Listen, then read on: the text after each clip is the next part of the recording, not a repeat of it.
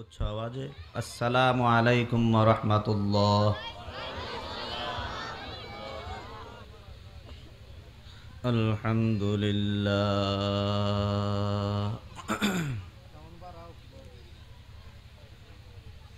अल्हम्दुलिल्लाहि नहमदुहु व नस्तईनुहु व नस्तगफिरुहु ونستغفره ونؤمن به ونتوكل عليه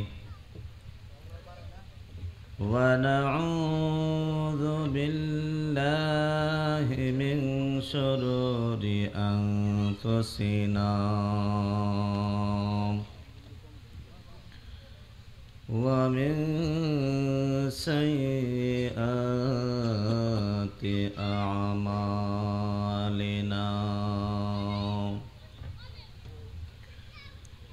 من يهده الله فلا مضل له ومن يضلله فلا هادي له ونشهد أن لا إله إلا الله وحده لا شريك له ونشهد أن سيدنا وسندنا وحبيبنا وحبيب ربنا وطبيبنا وطبيب قلوبنا ومعشوقنا ومرشدنا ومولانا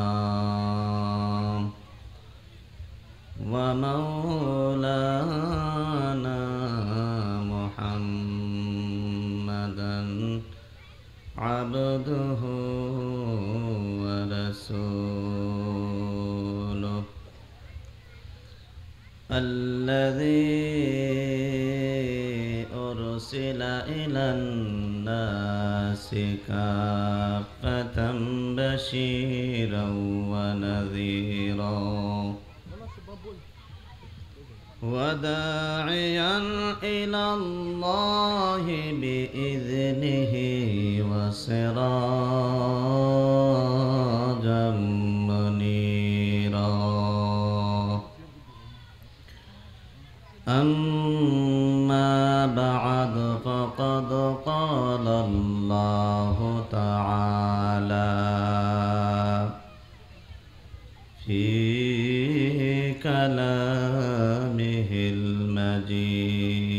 المجيد وفي فرقانه الحميد আমার সাথে সবাই পড়ুন أعوذ بالله من الشيطان الرجيم بسم الله الرحمن الرحيم وقضى ربك ألا تعبدوا إلا إياه وبالوالدين إحسانا إما يبلغن عندك الكبر أحدهما أو كلاهما فلا تقل لهما أف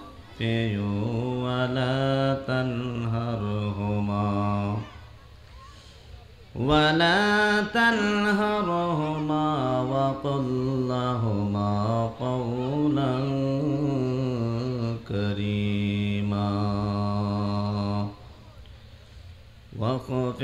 لهما جناح الذل من الرحمة وقل رب ارحمهما كما ربياني صغيرا. قال النبي صلى الله عليه وسلم رضي الله في رضا الوالدين وسخط الله في سخط الوالدين أو كما قال عليه الصلاة والسلام.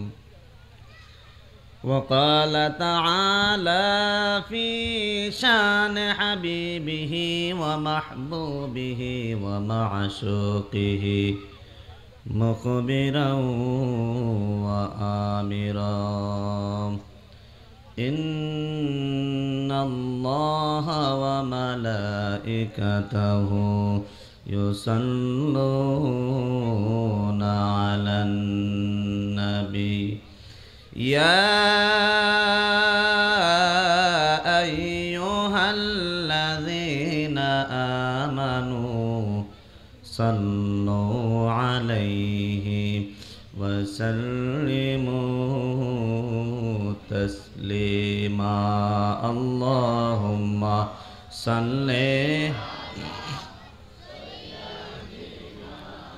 مولانا محمد وعلى آل سيدنا مولانا محمد. মাইকের আওয়াজ যেহেতু কম, আপনার আওয়াজ একটু বলাইয়া দিয়েন। মহব্বতে সবাই দুরূদ পড়ি। আল্লাহুম্মা সাল্লি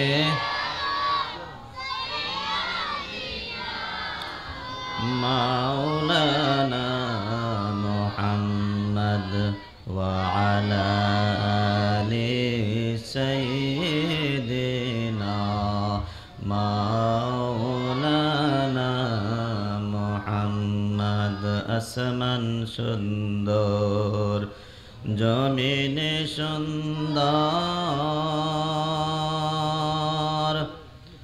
সুন্দর আরশ মা'আল্লাহ।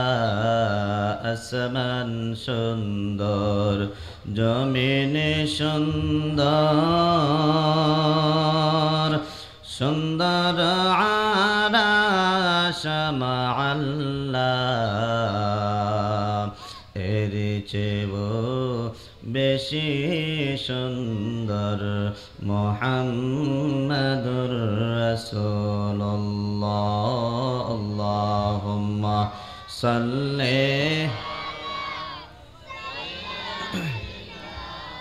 মাওলানা মুহাম্মদ ওয়া আলা আলি সাইয়্যিদিনা মাওলানা মুহাম্মদ।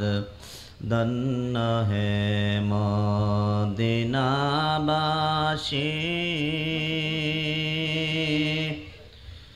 ধন্য তোদের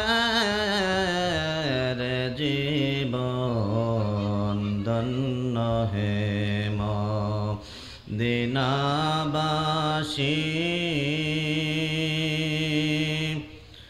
ধন্য তোদের জীবন। তোদের মাঝে শুয়ে আছেন দুজাহানের মহাজন। আল্লাহুম্মা সাল্লি মাশাআল্লাহ মাওলানা মুহাম্মদ ওয়া আলা আলি সাইয়্যিদিনা মাওলানা। तौहीद की अमानत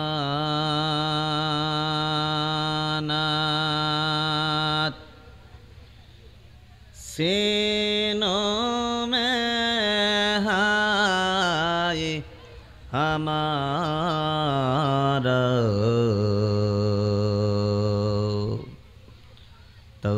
तौहीद की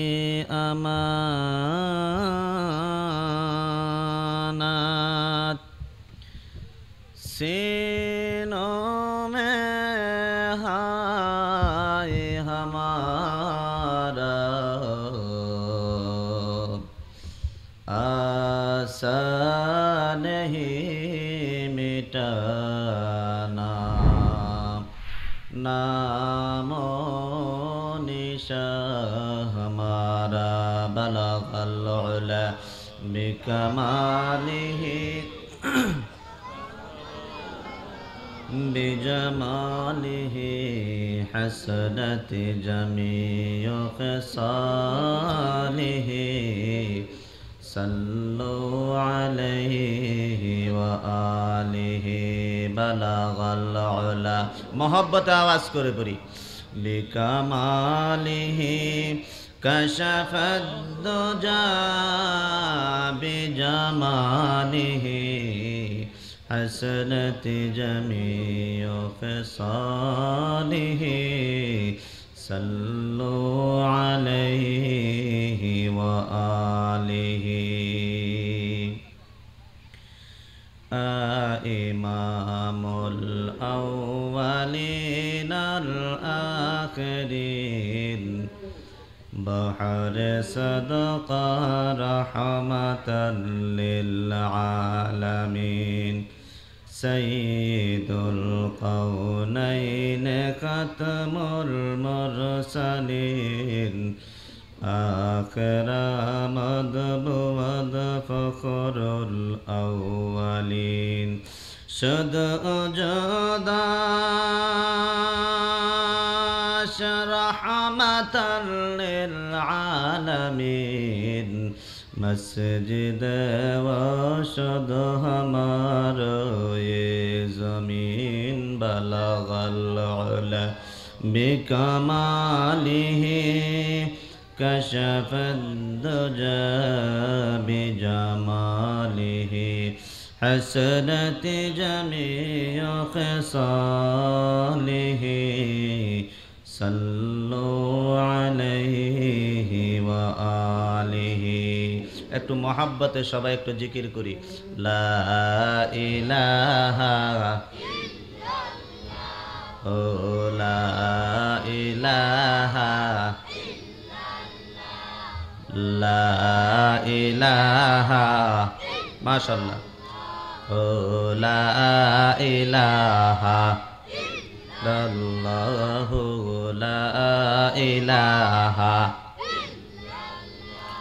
আকাশের মালিক যে আল্লাহ জমিনের মালিক সে আল্লাহ আকাশের মালিক যে আল্লাহ জমিনের মালিক সে আল্লাহ সেই আল্লাহরই জিকির কর সেই আল্লাহরই জিকির কর হে মুমিন নিরালা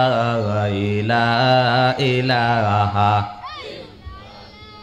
ও লা ইলাহা ইল্লাল্লাহু লা ইলাহা ইল্লাল্লাহু লা ইলাহা বলেন সূরজের মালিক যে আল্লাহ চন্দ্রের মালিক সে আল্লাহ সূরজের মালিক যে আল্লাহ চন্দ্রের মালিক সে আল্লাহ সেই আল্লাহর জিকির কর সেই আল্লাহর জিকির কর হে মুমিন নিরালা ইলাহা ও লা ইলাহা ইল্লাল্লাহু লা ইলাহা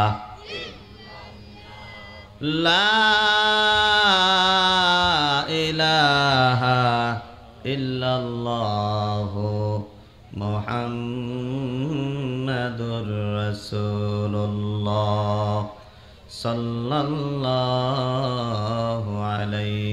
وسلم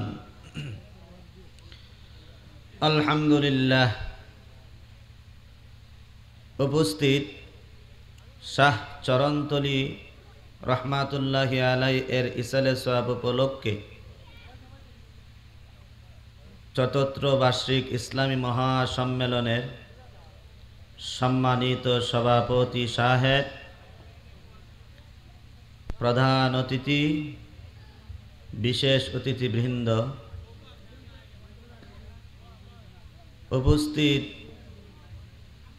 মুআজ্জাজ মুকাররম জাতির মাতার মুকুট ওয়ারাসাতুল আম্বিয়া উলামায়ে কেরাম, আর উপস্থিত আমাদের সামনে আমার বাবার সমতুল্য বয়স্ক মুরব্বিয়ান আজম, আমার কলিজার টুকরা অত্যন্ত মহাব্বতের যুবক ভাইয়েরা, ছোট ছোট বাচ্চারা, মাইকের আওয়াজ যতটুকুন পর্যন্ত পৌঁছে পর্দার আড়ালের নেককার মোমেনা সালেহা আবেদা আমার মা ও বোনেরা, সর্বপ্রথম আল্লাহ তাবারক তাআলার দরবারে লাখ কোটি শুকরিয়া জ্ঞাপন করি যে আল্লাহ রাব্বুল আলামিন আমাদেরকে অত্যন্ত মায়া করে, মহাব্বত করে দুনিয়ার সমস্ত ঝামেলা থেকে মুক্ত করে, দুনিয়ার সমস্ত ফিতনা থেকে মুক্ত করে, দুনিয়ার যাবতীয় কাজ কর্ম থেকে মুক্ত করে বরকতময় একটা মজলিস, উলামায়ে কেরামের মজলিস, কোরআনের মজলিস, হাদিসের মজলিস তথা গুনাহ মাফের মজলিসে আল্লাহ রাব্বুল আলামিন যে আমাদেরকে উপস্থিত হওয়ার জন্য তৌফিক দান করেছেন, এই জন্য মহান আল্লাহর দরবারে কালিমাতুশ শুকর আদায় করে জবান খুলে উচ্চ আওয়াজে ইমানি চেতনায় মুসলমানি আওয়াজে একই সাথে জোর আওয়াজ দিয়া অন্তর থেকে কালিমাতুশ শুকর আদায় করে সবাই বলি আলহামদুলিল্লাহ। আরো একবার বলি আলহামদুলিল্লাহ। এর সাথে আরো শুকরিয়া আদায় করা দরকার যে আল্লাহ রাব্বুল আলামিন আপনাদের এলাকায় গান বাজনা থেকে হেফাজত করে, ঠিক কিনা জোরে বলুন, আর একটু জোরে। কারণ বাংলাদেশের মধ্যে অনেক মাজার আছে, অনেক আল্লাহর ওলিদের মাজার আছে, আছে কি আছে না? মাজারগুলোর দিকে তাকাইলে বড় লজ্জা করে, ঠিক কিনা জোরে বলুন। যেখানে বর্তমানে অনেক মাজারে গাঞ্জা খাওয়া চলে, আওয়াজ চিল্লায়া বলুন ঠিক কিনা। অনেক মাজারে আমরা দেখতে পাই, ভ্রমণ করলে দেখতে পাই অনেক জায়গায় আল্লাহ নিছে, দেখেছি, ভ্রমণ করেছি অনেক মাজারে, অলিয়া উলিয়াদের মাজার জিয়ারতের জন্য গিয়েছি, দেখলাম কোনো কোনো মাজারে এমন অবস্থা, মুসলমান হওয়ার পরও এমন অবস্থা, গাঞ্জার বান্ডিল সাথে কলকি হাতের মধ্যে নিয়ে উল্টা ঠাইনা দুমা উড়াইতেছে আর গান গাইতেছে, ঠিক কিনা জোরে বলুন। গান গাওয়া তো হালাল, ঠিক কিনা? একটা গান গাইলে 101টা সওয়াব হয়। চিল্লায়া বলুন, আরো জোরে বলুন, ইমানি আওয়াজে বলুন। গান গাইলে সওয়াব হয় না গুনাহ হয়? অবশ্যই অবশ্যই গুনাহ হয়, অবশ্যই গুনাহ হয়, ঠিক কিনা জোরে বলুন।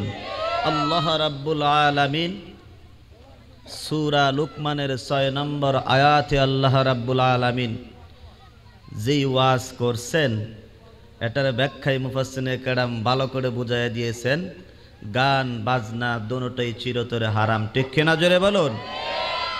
সুতরাং আল্লাহ রাব্বুল আলামিন যা আপনাদেরকে গুনার কাছ থেকে ফারেক করে, বন্ডদের পাল্লা থেকে বাঁচাইয়া, হারাম কাজ থেকে ফারেক করে কোরআনের মজলিসের আয়োজন করতে পেরেছেন, আল্লাহ তৌফিক দিয়েছেন।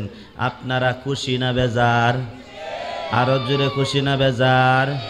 যদি খুশি হন আবারও অন্তর থেকে জোর আওয়াজ ইমানি চেতনায় আলহামদুলিল্লাহ সবাই একটু বলি আলহামদুলিল্লাহ।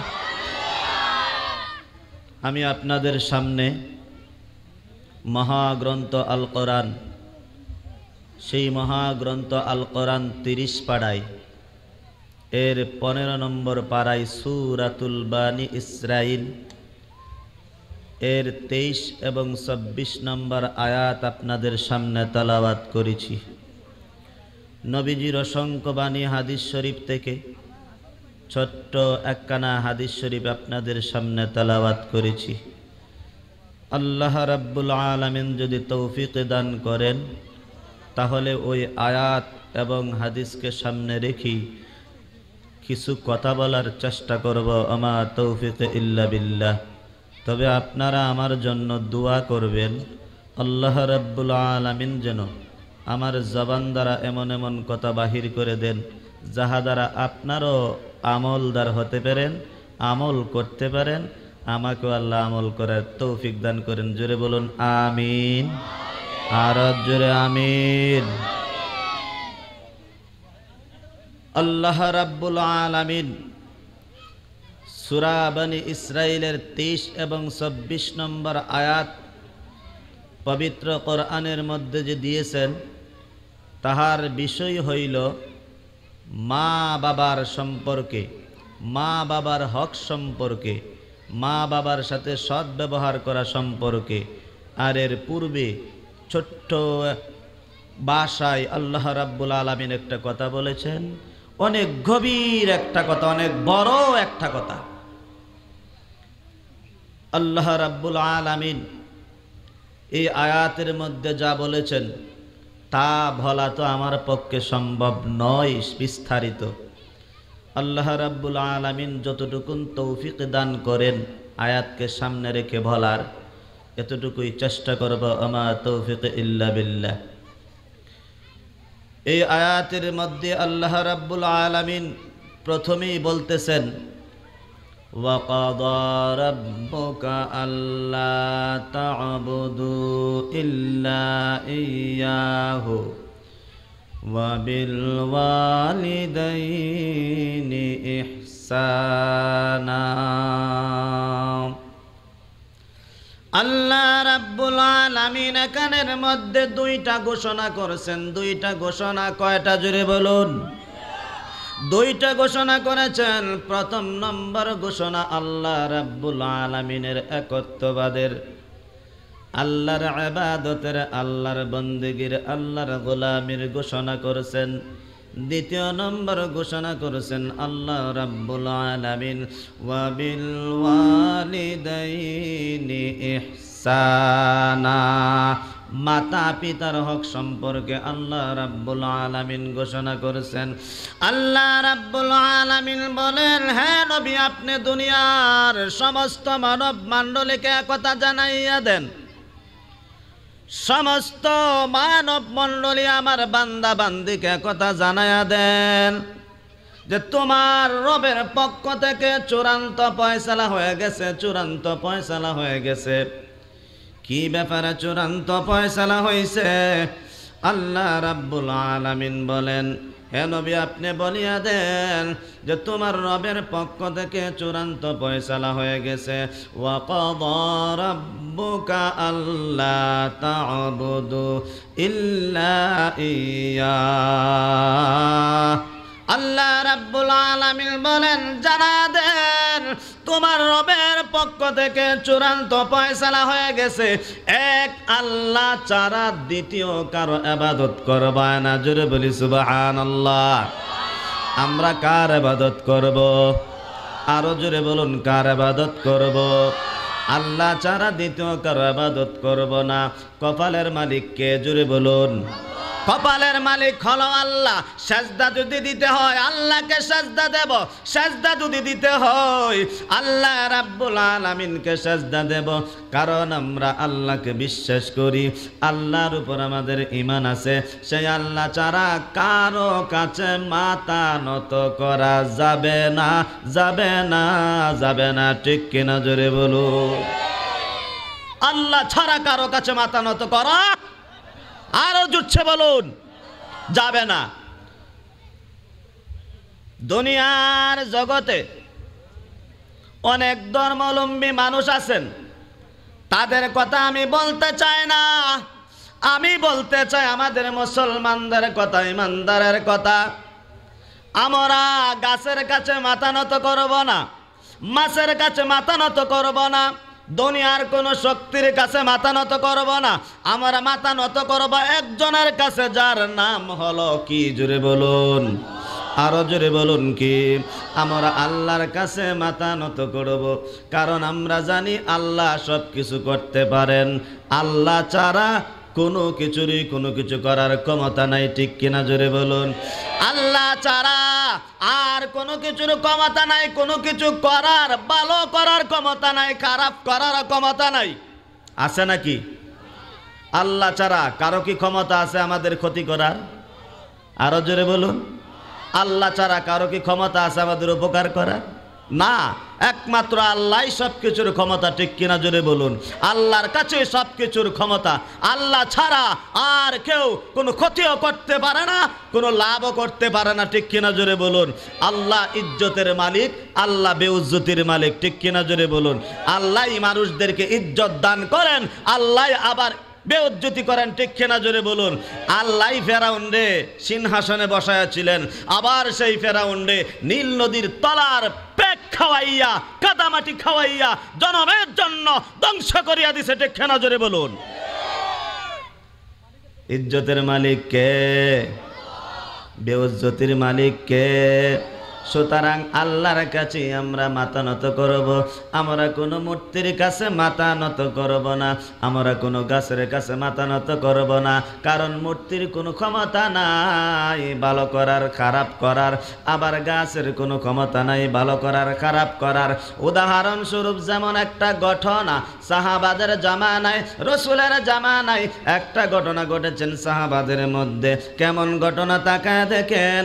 আল্লাহর নবীর কাছে এক যুবক আইসা মুসলমান হইছেন। আল্লাহর নবীর কাছে মুসলমান হওয়ার পরে তাকাইয়া দেখেন, আল্লাহর নবী বলেন মূর্তি পূজা করতে পারবা না, মাছ পূজা, গাছ পূজা করতে পারবা না। কারণটা কি জানেনি? আল্লাহ রাব্বুল আলামিন আমাদেরকে বানাইছেন, আল্লাহ আমাদেরকে খাওয়ান, আল্লাহ আমাদেরকে পড়ান, আল্লাহ আমাদের সব কিছু করেন, ঠিক কিনা? জোরে বলুন। সুতরাং আল্লাহ ছাড়া আর কারো কাছে মাথা নত করা যাবে না।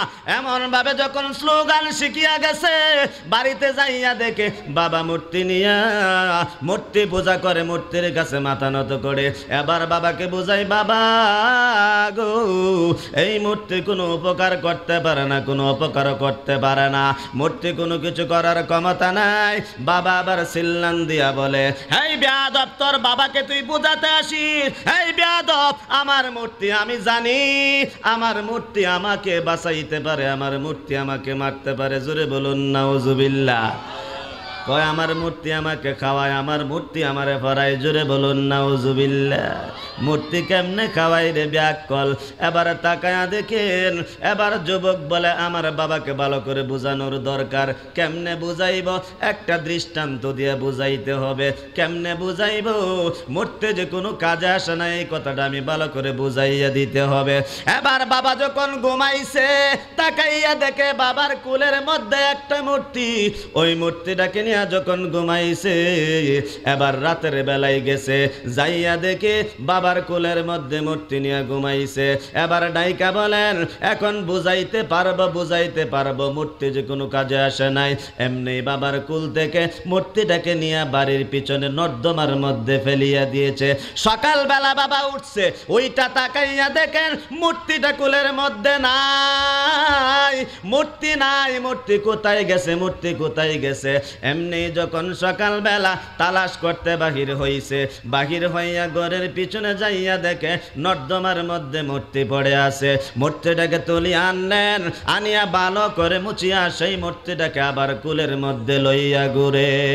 ওই মূর্তিকে নিয়ে যখন কুলের মধ্যে ঘুরে, আবার সন্তান বলেন ঠিক আছে তোমার ওই মূর্তি যে কোনো কাজে আসে নাই সেটা আমাকে ভালো করে তোমাকে বুঝাইতে হবে। পরের দিন রজনীতে আবার যখন মূর্তি নিয়ে ঘুমাইছে, ওই যুবক মানুষ বাবাকে বোঝানোর জন্য, হক কথা বোঝানোর জন্য মূর্তিটাকে আবার আইনা ঘরের পিছনে নর্দমার মধ্যে ফালাইয়া দিছে।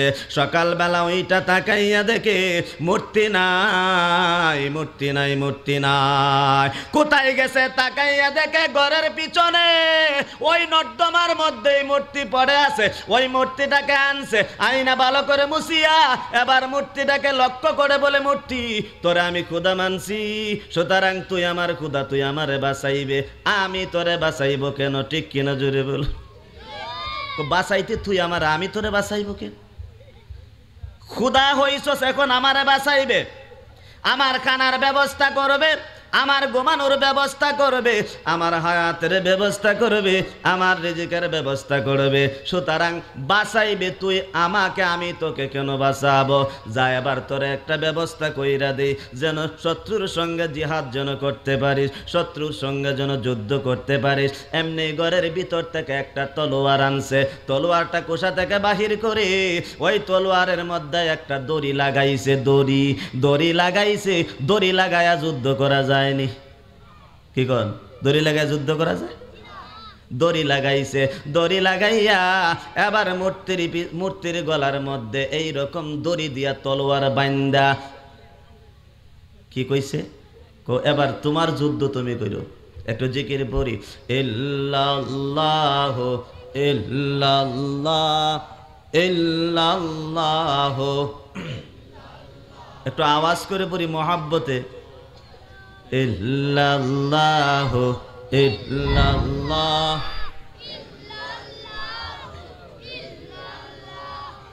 ইল্লাল্লাহ ইল্লাল্লাহ ইল্লাল্লাহ ইল্লাল্লাহ।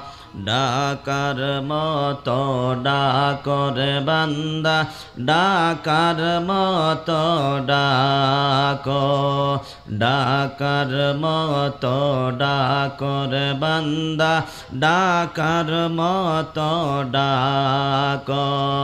মন ভরিয়া ডাকলে তোমার, মন ভরিয়া ডাকলে তোমার গুনাহ হয়ে যাবে মাফ। ইল্লাল্লাহ ইল্লাল্লাহ ইল্লাল্লাহ।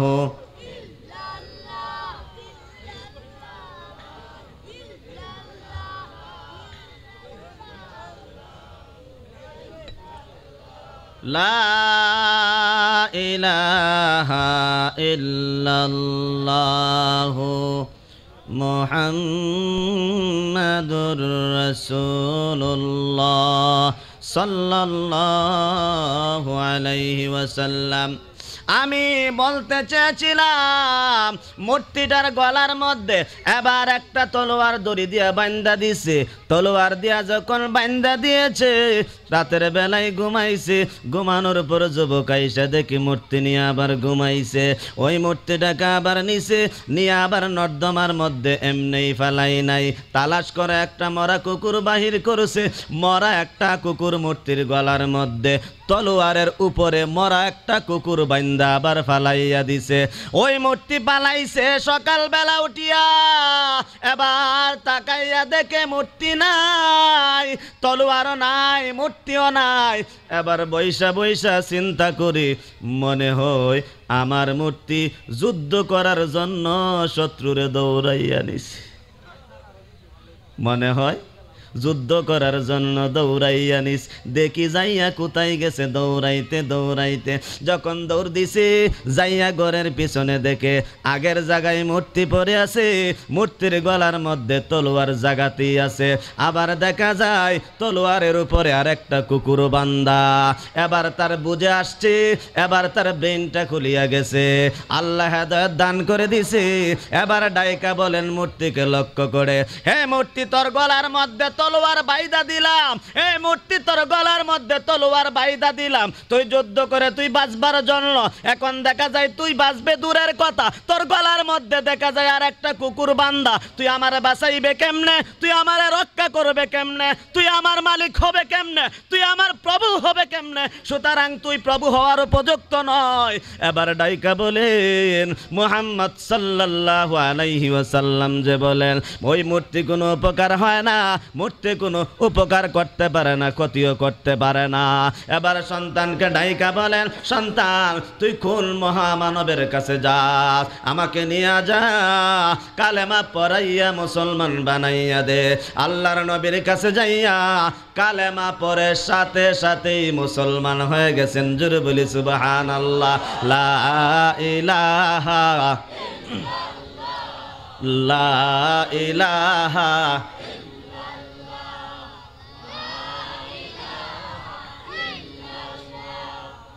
লা ইলাহা ও লা ইলাহা। আসমান জমিন গায়রুল্লাহ, মানব দানব গায়রুল্লাহ। আসমান জমিন গায়রুল্লাহ, মানব দানব গায়রুল্লাহ। শুধু মাবুদ তুমি এক আল্লাহ, শুধু মাবুদ তুমি এক আল্লাহ। লা ইলাহা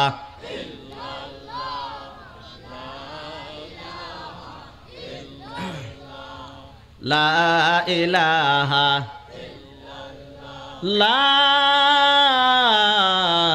ইলাহা ইল্লাল্লাহু মুহাম্মাদুর রাসূলুল্লাহ সাল্লাল্লাহু আলাইহি ওয়াসাল্লাম। আপনাদের সমস্যা হইতেছে? সমস্যা হইতেছে না তো? আচ্ছা, মাইকে যতটুকু সমস্যা দিতেছে দিয়ে ফেলে, কারণ মিশনারি জিনিস তো কোনো গ্যারান্টি নাই, ঠিক কিনা? জোরে বলুন। কেউ তো আর চায় না ইচ্ছা করে যে আমার বদনাম হোক, ঠিক কিনা? কিন্তু তারপরেও এই মাউট সাউথ এগুলো কিছু আগেই যাচাই করে আনতে হয়, ঠিক কিনা? যাই হোক, আল্লাহ রাব্বুল আলামিন যে আমাদেরকে তারপরেও এখানে উপস্থিত হওয়ার আলোচনা শোনার তৌফিক দিয়েছেন, বলি আলহামদুলিল্লাহ। এবার আসুন, আমরা বুঝতে পারলাম আল্লাহ ছাড়া আর কারো কোনো ক্ষমতা নাই, সুতরাং ইবাদত করব একমাত্র আল্লাহর, ঠিক কিনা? জোরে বলুন। সুতরাং আল্লাহর ইবাদত করব। আল্লাহ এই জন্য বলেন ওয়া কাদা রাব্বুকা আল্লা তা'বুদু ইল্লা ইয়াহু ওয়া বিল ওয়ালিদাইনি ইহসানা। আল্লাহ রাব্বুল আলামিন বলেন, হ্যাঁ নবী, আপনি তামাম জগতের মানুষদেরকে চূড়ান্ত ফয়সালা শুনাইয়া দেন, তারা যেন আমি আল্লাহ ছাড়া আর কারো ইবাদত করে না, একমাত্র আমি আল্লাহর যেন ইবাদত করে। সুতরাং এই কথা বলার পর আল্লাহ রাব্বুল আলামিন বলেন ওয়া বিল ওয়ালিদাইনি ইহসানা। আল্লাহ রাব্বুল আলামিন দ্বিতীয় কথা বলেন, চূড়ান্ত ফয়সালা দিতেছেন। প্রথম নম্বর আল্লাহর ইবাদত করবা, দ্বিতীয় নম্বর চূড়ান্ত ফয়সালা মা বাবার সঙ্গে সদ্ব্যবহার করবা, মা বাবার সঙ্গে ভালো ব্যবহার করবা, মা বাবার সঙ্গে ভালো ব্যবহার করবা, মা বাবার সঙ্গে সুন্দর আচরণ করবা। আল্লাহ রাব্বুল আলামিন এই দুইটা চূড়ান্ত ফয়সালা জানাইয়া দিয়েছেন, একটা আরেকটার সাথে মিলাইয়া দিয়েছেন। আল্লাহর হুকুম, আল্লাহর ইবাদতের সাথে সাথে মাতা পিতার হকের কথা বলছেন, মা বাবার সঙ্গে সদ্ব্যবহারের কথা বলছেন। এবার মুফাসসিরে কেরাম বলেন আল্লাহর ইবাদতের সাথে সাথেই মা বাবার হকের কথা কেন বললেন? মা বাবার সাথে সদ্ব্যবহার করার কথা কি জন্য বলছেন? উত্তরে জবাবে বলছেন যে আল্লাহ রাব্বুল আলামিনের ইবাদত করা যেই রকম ফরজ, যেই রকম গুরুত্বপূর্ণ, মা বাবার সাথে সদ্ব্যবহার করো সেই রকম ফরজ। জোরে বলি সুবহানাল্লাহ। নামাজ পড়া যেই রকম ফরজ, মা বাবার কথা শোনা সেই রকম ফরজ। নামাজ পড়া রোজা রাখা যেই রকম ফরজ, মা বাবার সঙ্গে সুন্দর আচরণ করো এই রকম ফরজ। নামাজ না পড়লে যেমন জাহান্নামে যাইতে হবে, মা বাবার খেদমত না করলে, খুশি না করলেও জাহান্নামে যাইতে হবে। এই জন্য আল্লাহর নবী বলেন, রাদিয়াল্লাহু ফি রিদাল ওয়ালিদাইন ওয়া সাকাতুল্লাহি ফি সাকাতিল ওয়ালিদাইন। আল্লাহর নবী মুহাম্মদুর রাসূলুল্লাহ সাল্লাল্লাহু আলাইহি ওয়াসাল্লাম বলেন যে আল্লাহ রাব্বুল আলামিন খুশি হন যদি মা বাবা খুশি হয়, মা বাবা যদি খুশি না হয় আল্লাহ খুশি হন না। আল্লাহ রাব্বুল আলামিনকে খুশি করতে হলে মাতা পিতাকে খুশি করতে হবে, ঠিক কিনা জোরে বলুন। যার মাতা পিতা যার প্রতি খুশি আছে আল্লাহ তার প্রতি খুশি আছে।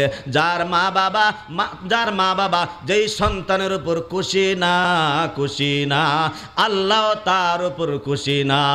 মা বাবা যেই সন্তানের উপর রাজি হইয়া যায় আল্লাহ সেই সন্তানের উপর রাজি হইয়া যায়। জোরে বলি সুবহানাল্লাহ। মা বাবা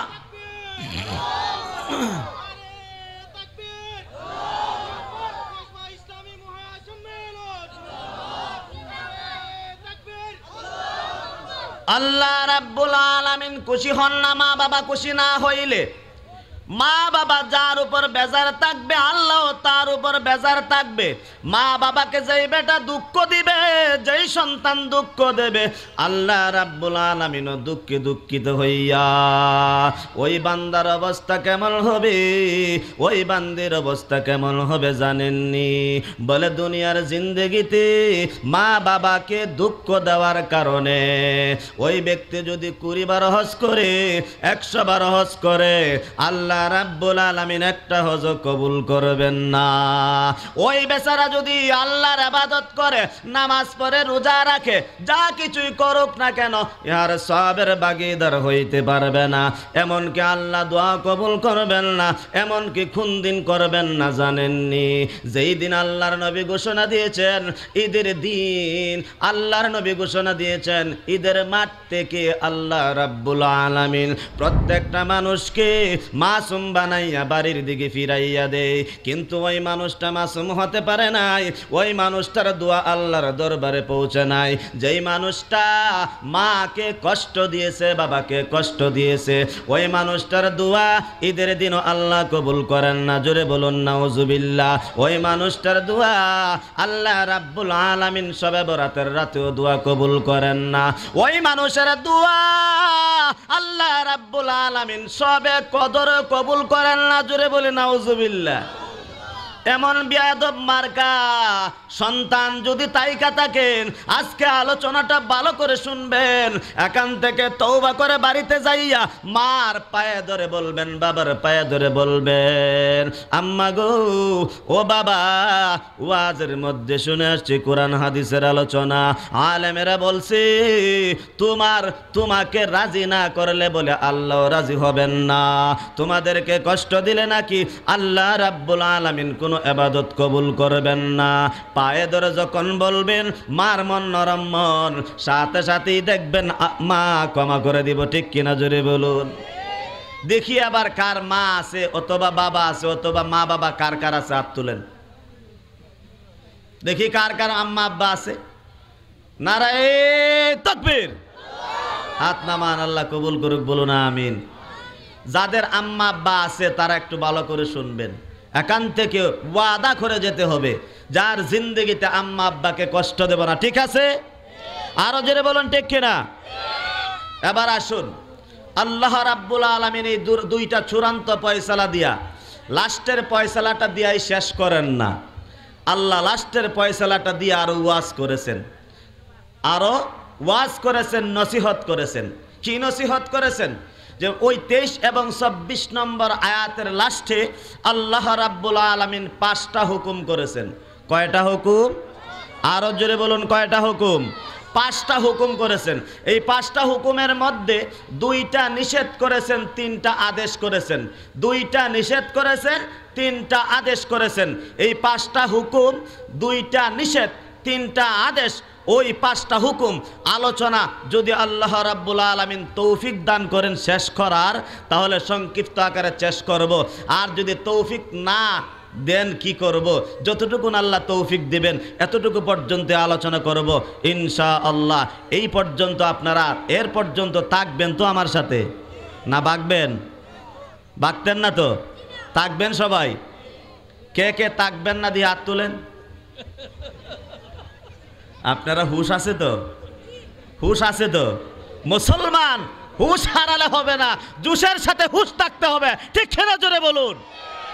জুসের সাথে যদি আপনারা হুশ হারায় ফেলেন হবে। আমি বলছি কি, আপনারা করছেনটা কি? বললাম কে কে থাকবেন না হাত তুলেন, আসলে বুঝতে পারেন নাই। আল্লাহ রাব্বুল আলামিন মাফ করে দেবেন, বলুন আমিন।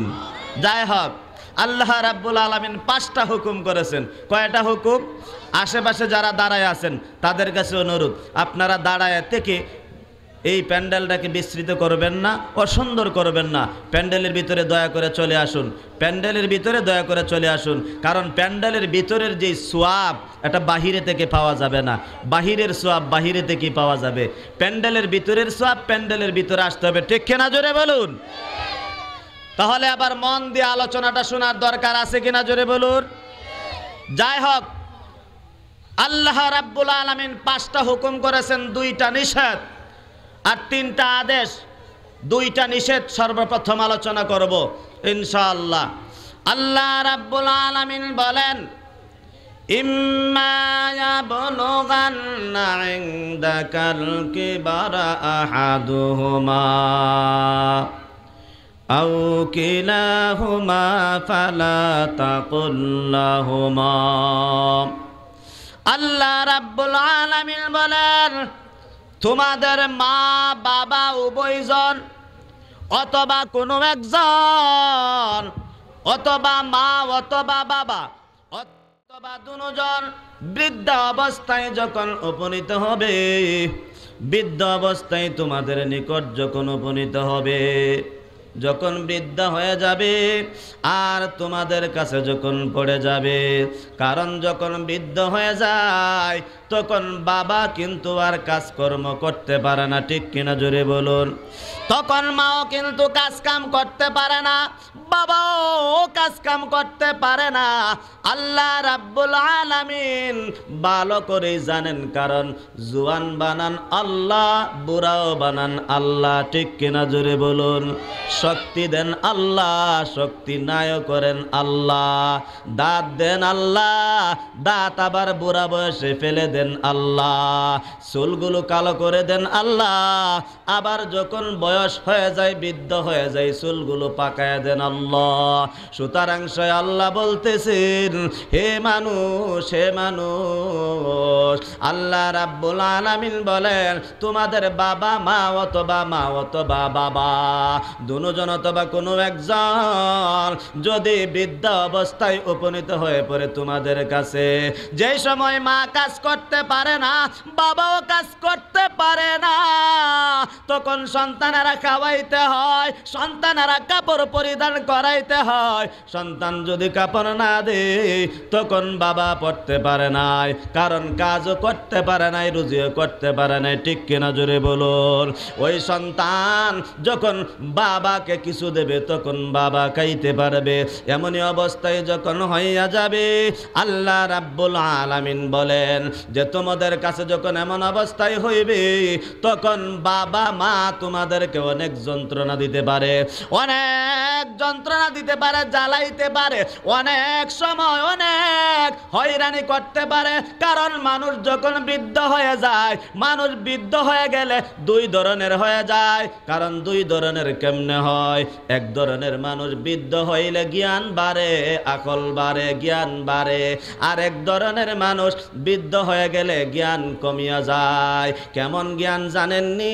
যাদের অন্তরের ভিতরে আল্লাহর প্রেম আছে, যাদের অন্তরের ভিতরে নবীর প্রেম আছে, যাদের অন্তরের ভিতরে কোরআনের ইলম আছে, যাদের অন্তরের ভিতরে হাদিসের ইলম আছে, যাদের তাদের মধ্যে কোরআন হাদিসের ইলম অনুযায়ী আমল আছে। আল্লাহ রাব্বুল আলামিন তাদের জ্ঞানকে সহজে সহজে তাদের জ্ঞানকে লুপ করাইয়া দেয় না। তারা যখন বৃদ্ধ হয়, তারা যখন বয়স্ক হয়, তখন তাদের জ্ঞান আরো বৃদ্ধি পায়, আরো বৃদ্ধি পায়। জোরে বলি সুবহানাল্লাহ। আর ওই রকম জ্ঞান যাদের থাকে না, তাদের মধ্যে দুই ধরনের হয়ে যায়। যেমন কারো জ্ঞান দেখা যায় লোপ পেয়ে যায়, কারো জ্ঞান কমিয়া যায়, আবার দেখা যায় কারো জ্ঞান কোনো কোনো সময় থাকে। সুতরাং মতো অবস্থায় আবার আরেক ধরনের হয়ে যায়। কেউ কেউ দেখা যায় যখন বুড়া হয়ে যায়, বৃদ্ধা হয়ে যায়, তখন দেখা যায় তাদের ব্রেইনের মধ্যে অনেক সময় এমন হইয়া যায় যে তারা কি করতেছে কিছুই বলতে পারে না। কোন কথা বলবে এই কথাটাও তাদের মাথার মধ্যে থাকে না। এই রকম হয় কি হয় না? জোরে বলুন, আরো জোরে বলুন। সুতরাং ওই রকম হয়। এই জন্য আল্লাহ রাব্বুল আলামিন আগে 1400 বছর পূর্বে চূড়ান্ত ফয়সালা দিয়ে গেছেন। হ্যাঁ, দুনিয়ার মানুষেরা, তোমাদেরকে আমি আল্লাহ মানব জাতির মাধ্যমে দুনিয়াতে পাঠাইছি, মা বাবার মাধ্যমে দুনিয়াতে পাঠাইছি। আল্লাহ মা বাবার মাধ্যমে আমাদেরকে পাঠাইছেন, ঠিক কিনা? জোরে বলুন। না বাপ ছাড়া কেউ আছেন? আম্মা ছাড়া? এখানের মধ্যে যারা আছেন আমরা সবাই আব্বা আম্মার মাধ্যমে আসছি। আল্লাহ রাব্বুল আলামিন মা বাবা ছাড়াও পারেন বানাইতেন, ঠিক কিনা? জোরে বলুন। আল্লাহ বাবা ছাড়া শুধু মায়ের মাধ্যমেও পারেন। যেমন মা বাপ ছাড়া আদম আলাইহিস সালাতু ওয়াস সালাম রে আল্লাহ বানাইছেন, বাবা ছাড়া হযরত ঈসা আলাইহিস সালাতু ওয়াস সালামকে বানাইছেন। আল্লাহ আবার এমনও পারেন একটা মানুষকে পুরুষ এবং মহিলা উভয় বানাইতে পারেন, ঠিক কিনা? জোরে বলুন। যেইটারে আমরা চিনি হিজরা বলিয়া, ঠিক কিনা? জোরে বলুন, ঠিক কিনা? সুতরাং আল্লাহ ইচ্ছা করলে সব বানাইতে পারেন, ঠিক কিনা? জোরে বলুন। আল্লাহ ইচ্ছা করলে মানুষ ছাড়াও যে কোনো জীবের ঘর থেকেও মানুষ আল্লাহ বানাইতে পারেন, ঠিক কিনা? জোরে বলুন। যেমন গাছগাছালির ভিতর থেকেও আল্লাহ বানাইতে পারেন। মুসা আলাইহিস সালাতু ওয়াস সালাম একদিন আল্লাহকে বলে, ও আল্লাহ, আমি জানি তুমি মা বাপ ছাড়াও বানাইতে পারো, আবার মা বাবার মাধ্যমেও পারো, তবে আমি জানতে চাই, দেখতে চাই যে মা বাপ ছাড়া তুমি কেমনে মানুষ বানাও। মুসা আলাইহিস সালাম তো একটু ঠেডা আসলো না? আল্লাহ রাব্বুল আলামিন যদি জিগাইতো একটা, উত্তর দিত 5টা, ঠিক কিনা? জোরে বলেন। তো মুসা আলাইহিস সালাতু ওয়াস সালাম গো, আল্লাহ আমি জানি পারো, বিশ্বাসও করি, কিন্তু আমি দেখতে চাই কেমনে বানাও মা বাপ ছাড়া। আল্লাহকে, মুসা তুমি বিশ্বাস করো, সুতরাং মাইনা নেও আমি পারি, দেখার দরকার নাই।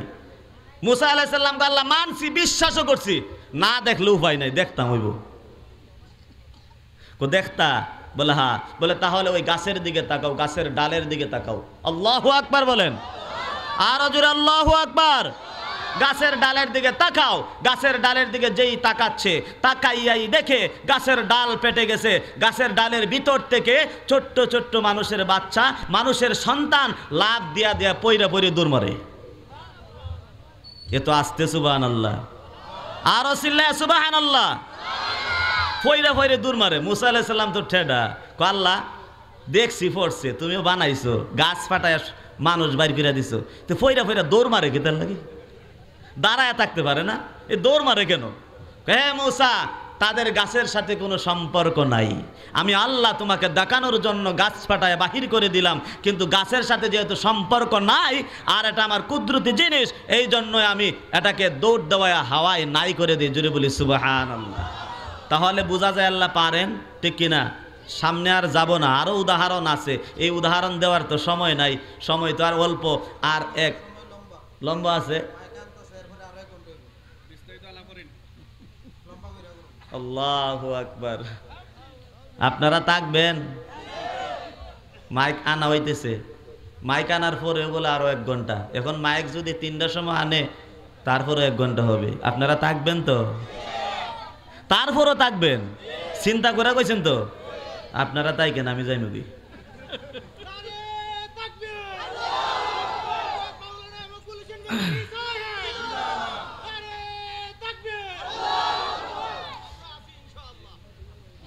আল্লাহ কবুল করুক, বলুন আমিন।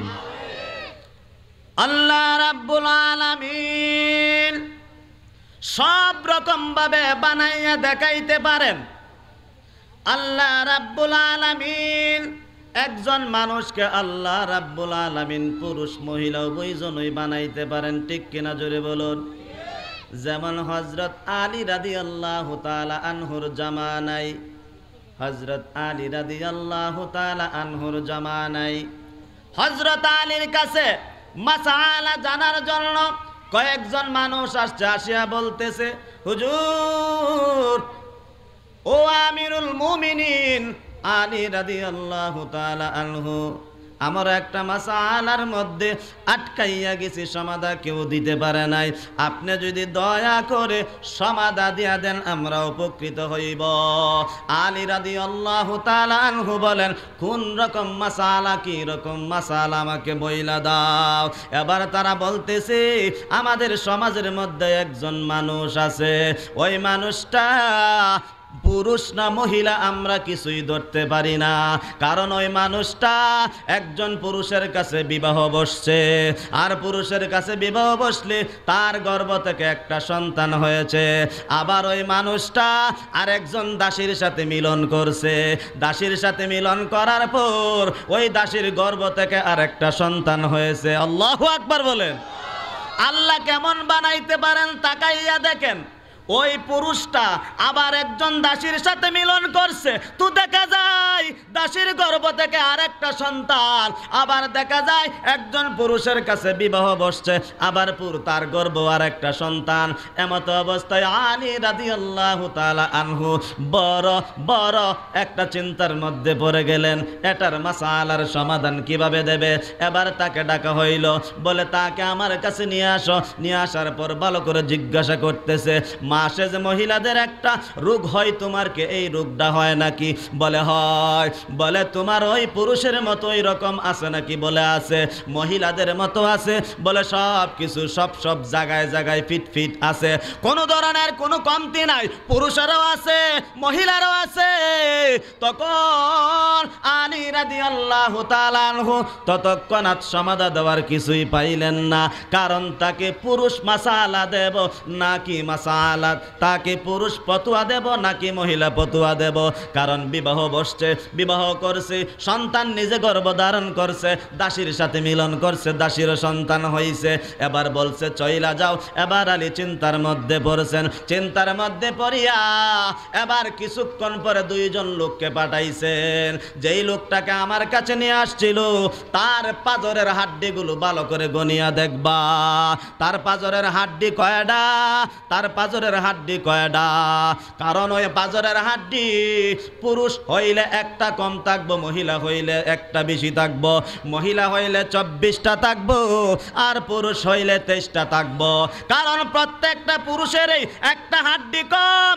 কারণ আল্লাহ রাব্বুল আলামিন হযরত আদম আলাইহিস সালাতু ওয়াস সালামকে যখন বানাইছেন, আদম আলাইহিস সালাতু ওয়াস সালামের পাজরের হাড্ডি থেকে মা হাওয়া আলাইহিস সালাতু ওয়াস সালামকে বানাইছেন। যেই দিন মা আদম আলাইহিস সালাতু ওয়াস সালামের পাজরের হাড্ডি থেকে মা হাওয়াকে বানাইয়াছিলেন, ওই দিন থেকে পুরুষ অর্থাৎ আদম আলাইহিস সালাতু ওয়াস সালামের পাজরের একটা হাড্ডি কম। হযরত আলী রাদিয়াল্লাহু তাআলা আনহু ডাইকা বলেন, যদি তার পাজরের হাড্ডি দুনো দিকে সমান হয় তাহলে বুঝবা সেই লোকটা মহিলা, মহিলার ফতোয়া দেওয়া হবে। আর যদি সেই লোকটার পাজরের হাড্ডি একদিকে কম হয় আর একদিকে বলন হয়, তাহলে তাকে পুরুষ ফতোয়া দিবা, পুরুষের মতোই নামাজ পড়তে হবে, পুরুষের মতোই চলতে হবে। এই রকম ভাবে যখন পাঠাইছেন, এবার যাইয়া গয়না গয়না তাকাইয়া দেখে একটা হাড্ডি কম। এই লোকটার পাজরের মধ্যে 23টা হাড্ডি, একটা হাড্ডি কম, 4টির মধ্যে বুকের মধ্যে একটা হাড্ডি কম। এবার আলী রাদিয়াল্লাহু তাআলা আনহু ফতোয়া দিয়া দিছেন, যা ওই লোকটা হলো পুরুষ, এই লোকটা পুরুষের আমল করবে, পুরুষের মতো নামাজ পড়বে। যেই দাসীকে গ্রহণ করেছিল ওই দাসীর সাথে আর মিলন করতে পার, যেই পুরুষের মাসআলা, সুতরাং পুরুষের ফতোয়া দিয়া দিছে। যেই লোকটা যে যার কাছে বিবাহ বসেছিল তার বিবাহ তালাক হয়ে গেছে, তার সাথে তার বিবাহ ভেঙে গেছে, কারণ সে পুরুষ হয়ে গেছে। যেহেতু পুরুষের ফতোয়া পড়ছে পুরুষের সাথে কোনো বিবাহ হতে পারে না, সুতরাং তার সাথে যে বিবাহ হইয়াছিল ওই বিবাহ বিচ্ছেদ হয়ে গেছে, এটা বিবাহ আর হতে পারে নাই। সুতরাং সে একজন পুরুষ, পুরুষের মাসালা অনুযায়ী ফতোয়া পুরুষের মতোই চলতে হবে। সুতরাং আল্লাহ রাব্বুল আলামিন ইচ্ছা করলে আল্লাহ রাব্বুল আলামিন একজন মানুষকে পুরুষও বানাইতে পারেন, মহিলা বানাইতে পারেন, ঠিক কিনা জোরে বলুন। আবার উভয়টাই বানাইতে পারেন, ঠিক কিনা জোরে বলুন। একটু জিকির করি, লা ইলাহা লা ইলাহা লা ইলাহা ও লা ইলাহা ইল্লাল্লাহু লা ইলাহা লা ইলাহা ইল্লাল্লাহু মুহাম্মাদুর রাসূলুল্লাহ সাল্লাল্লাহু আলাইহি ওয়াসাল্লাম। এবার আসুন আসল আলোচনায় আবার জাগাই। আল্লাহ রাব্বুল আলামিন 5টা হুকুম করেছেন। 5টা হুকুমের মধ্যে মাইকের তো অবস্থা বুঝেন, কথা কইতে কষ্ট হয় তো, আপনাদের কষ্ট হয় না তো? দোয়া করবেন আমার জন্য, বলুন আমিন। 5টা হুকুমের মধ্যে 2টা নিষেধ।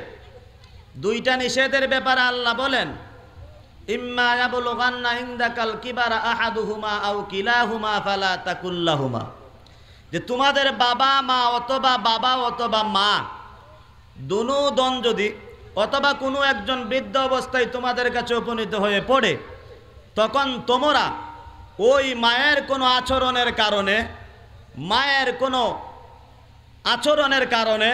মায়ের কোনো কষ্ট দেওয়ার কারণে তোমরা 2টা জিনিস করতে পারবে না।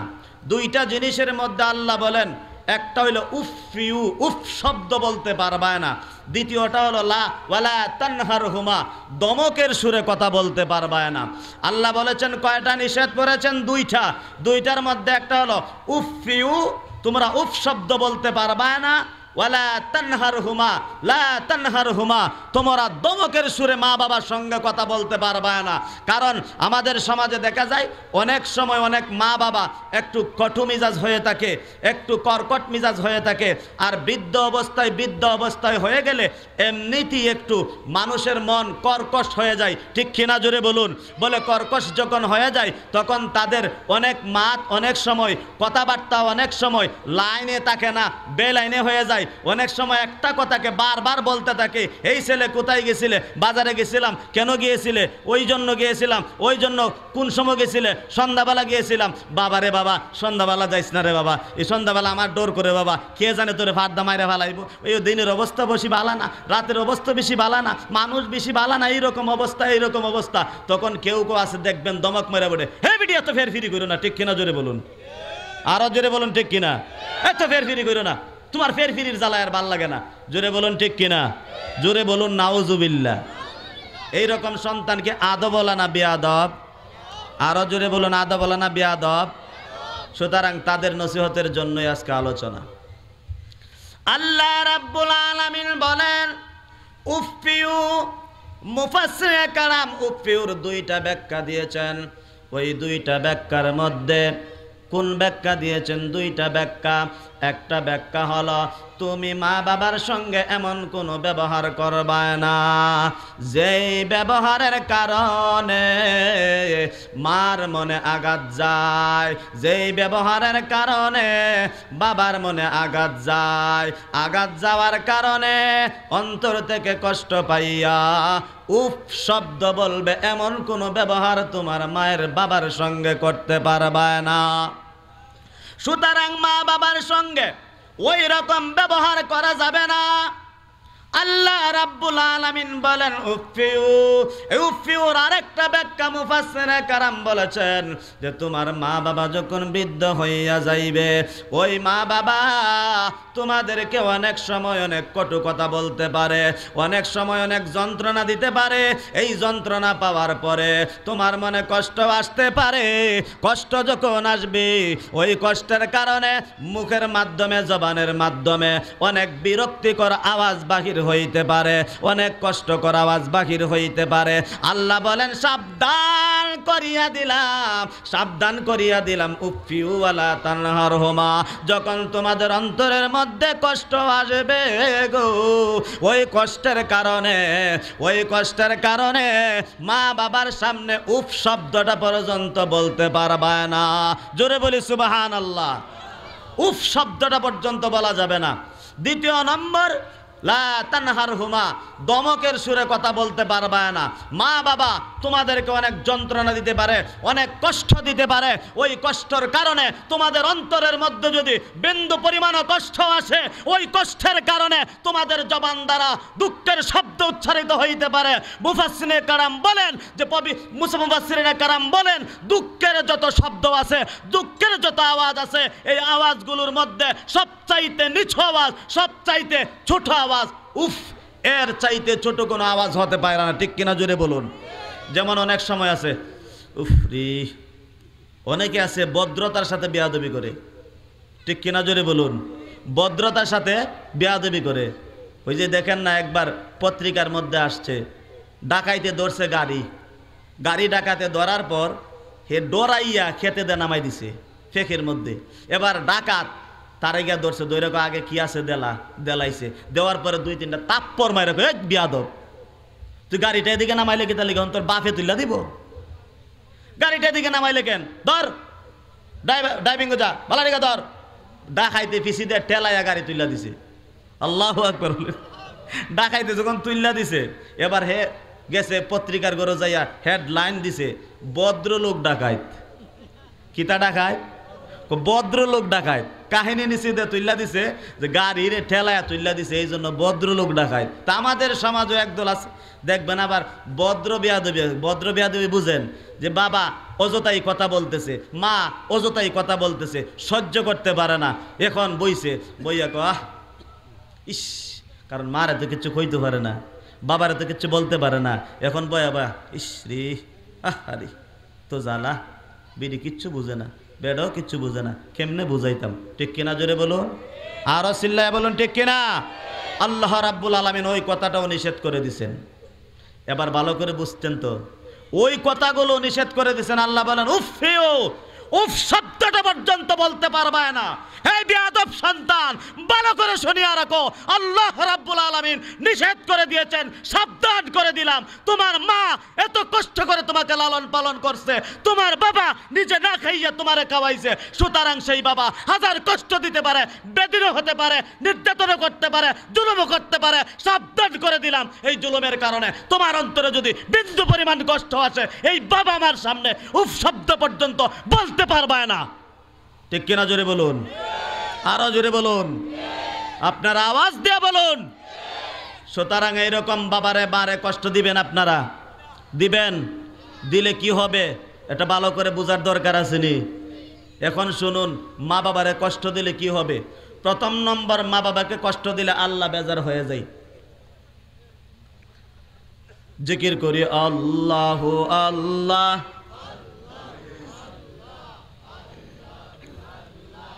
আল্লাহ আল্লাহ, আল্লাহ আল্লাহ, আল্লাহ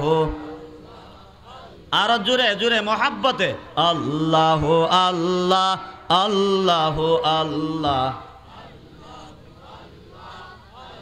মাশাআল্লাহ, আল্লাহ আল্লাহ,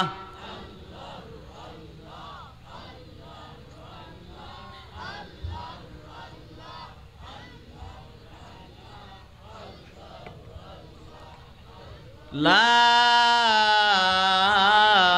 ইলাহা ইল্লাল্লাহু মুহাম্মাদুর রাসূলুল্লাহ সাল্লাল্লাহু আলাইহি ওয়াসাল্লাম।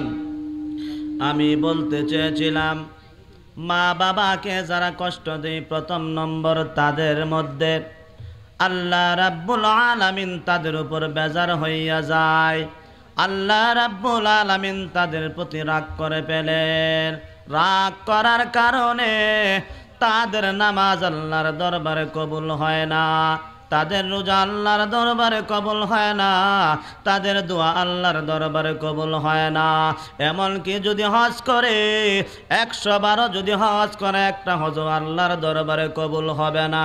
এই রকম একটা উদাহরণ, যেমন তাকাইয়া দেখেন একজন আল্লাহর ওলি মক্কা শরীফের মধ্যে যাইয়া কাবা শরীফ তাওয়াফ করতে আছেন। ওই কাবা শরীফ তাওয়াফ করতে যাইয়া তাকাইয়া দেখেন একজন যুবক, তার দুইটা হাত নাই, দুইটা পাও নাই, গইরাইয়া গইরাইয়া তাওয়াফ করতে আছে। ওই গইরাইয়া তাওয়াফ করতে আছে, চৌকের পানি বেবে গাল বেবে জমিনের মধ্যে পড়তে আছে। আল্লাহর ওলি দেইকা মায়া লাগছে, আল্লাহর ওলি ডাইকা ডাইকা যুবকটাকে বলে, এ যুবক, তোমার এই অবস্থা কি জন্য, এই অবস্থা কি জন্য রে যুবক? এবার যুবককে বলতে যুবকের চৌকের পানি চারিয়া কান্তা আরম্ভ করছে। হুজুরকে ডাইকা বলে, হুজুর আমার কপাল পোড়া, আমার কপাল পোড়া, এই জন্য আমার এই অবস্থা। এবার ডাইকা বলেন, কি হয়েছে তোমার, এই অবস্থা কেমনে হয়েছে? হুজুর আমার দুঃখের কথা শুনলে আপনার চৌকের পানিও আপনি আটকাইয়া রাখতে পারবেন না। এবার হুজুরের মনে একটু আকর্ষণ জাগলো, আগ্রহ জাগলো যুবকের দুঃখটা শুনতে। এবার যুবকের কাছে বৈশা এবার যুবককে ডাইকা বলতেছে, যুবক তোমার দুঃখটা আমি শুনতে চাই। এবার যুবক ডাইকা বলে, হুজুর আমি একজন ভালো মানুষ আসলাম, আমার দুইটা হাতও ছিল, দুইটা পাও ছিল। হুজুর বলে, দুইটা হাত দুইটা পাও আমি নিজে নিজে ধ্বংস করে দিছি। কি জন্য ধ্বংস করে দিছ? বলে, আমার মা আমার বাবা দুজন ছিল, কিছুদিন পরে আমার বাবা মারা গিয়েছে, আমার মা আমাকে কষ্টের পর কষ্ট করে লেখাপড়া করাইছে, অনেক ডিগ্রি দেওয়াইছে, অনেক লেখাপড়া করাইয়া বড় বড় ডিগ্রিওয়ালা স্কুলের মধ্যে পড়াইছে, বড় বড় কলেজের মধ্যে পড়াইছে। বাবা মা আমাকে কষ্ট করিয়া লালন পালন কইরা মা আমাকে পড়াইছে। আমি যখন লেখাপড়া কইরা একজন বড় মানুষ হইলাম, বড় শিক্ষিত হইলাম, এমনই মুহূর্তে একজন মহিলা আমাকে ভালো পায়, একজন মহিলা আমাকে বিবাহ করার জন্য প্রস্তুত হয়ে গেছে।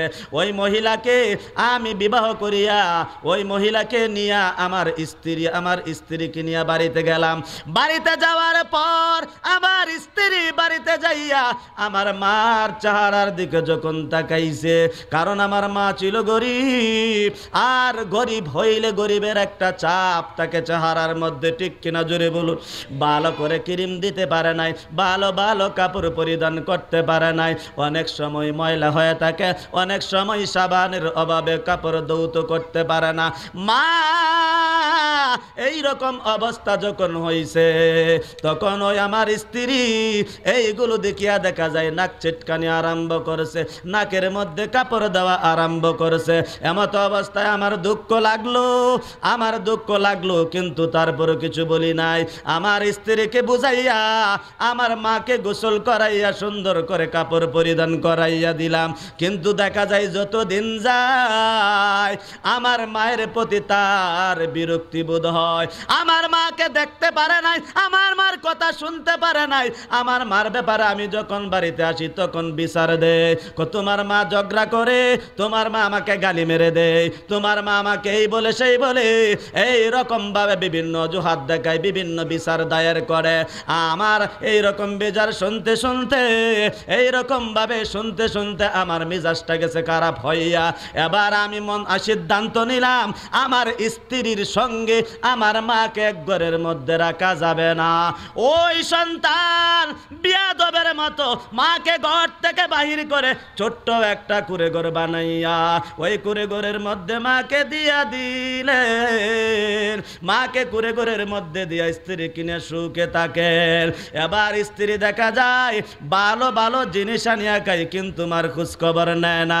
কিন্তু মা ছোট্ট একটা জিনিস খাইলেও সন্তানকে রায়কা মা খায় না। জোরে বলুন সুবহানাল্লাহ। মা কি তৈয়া খায় কেউ রে?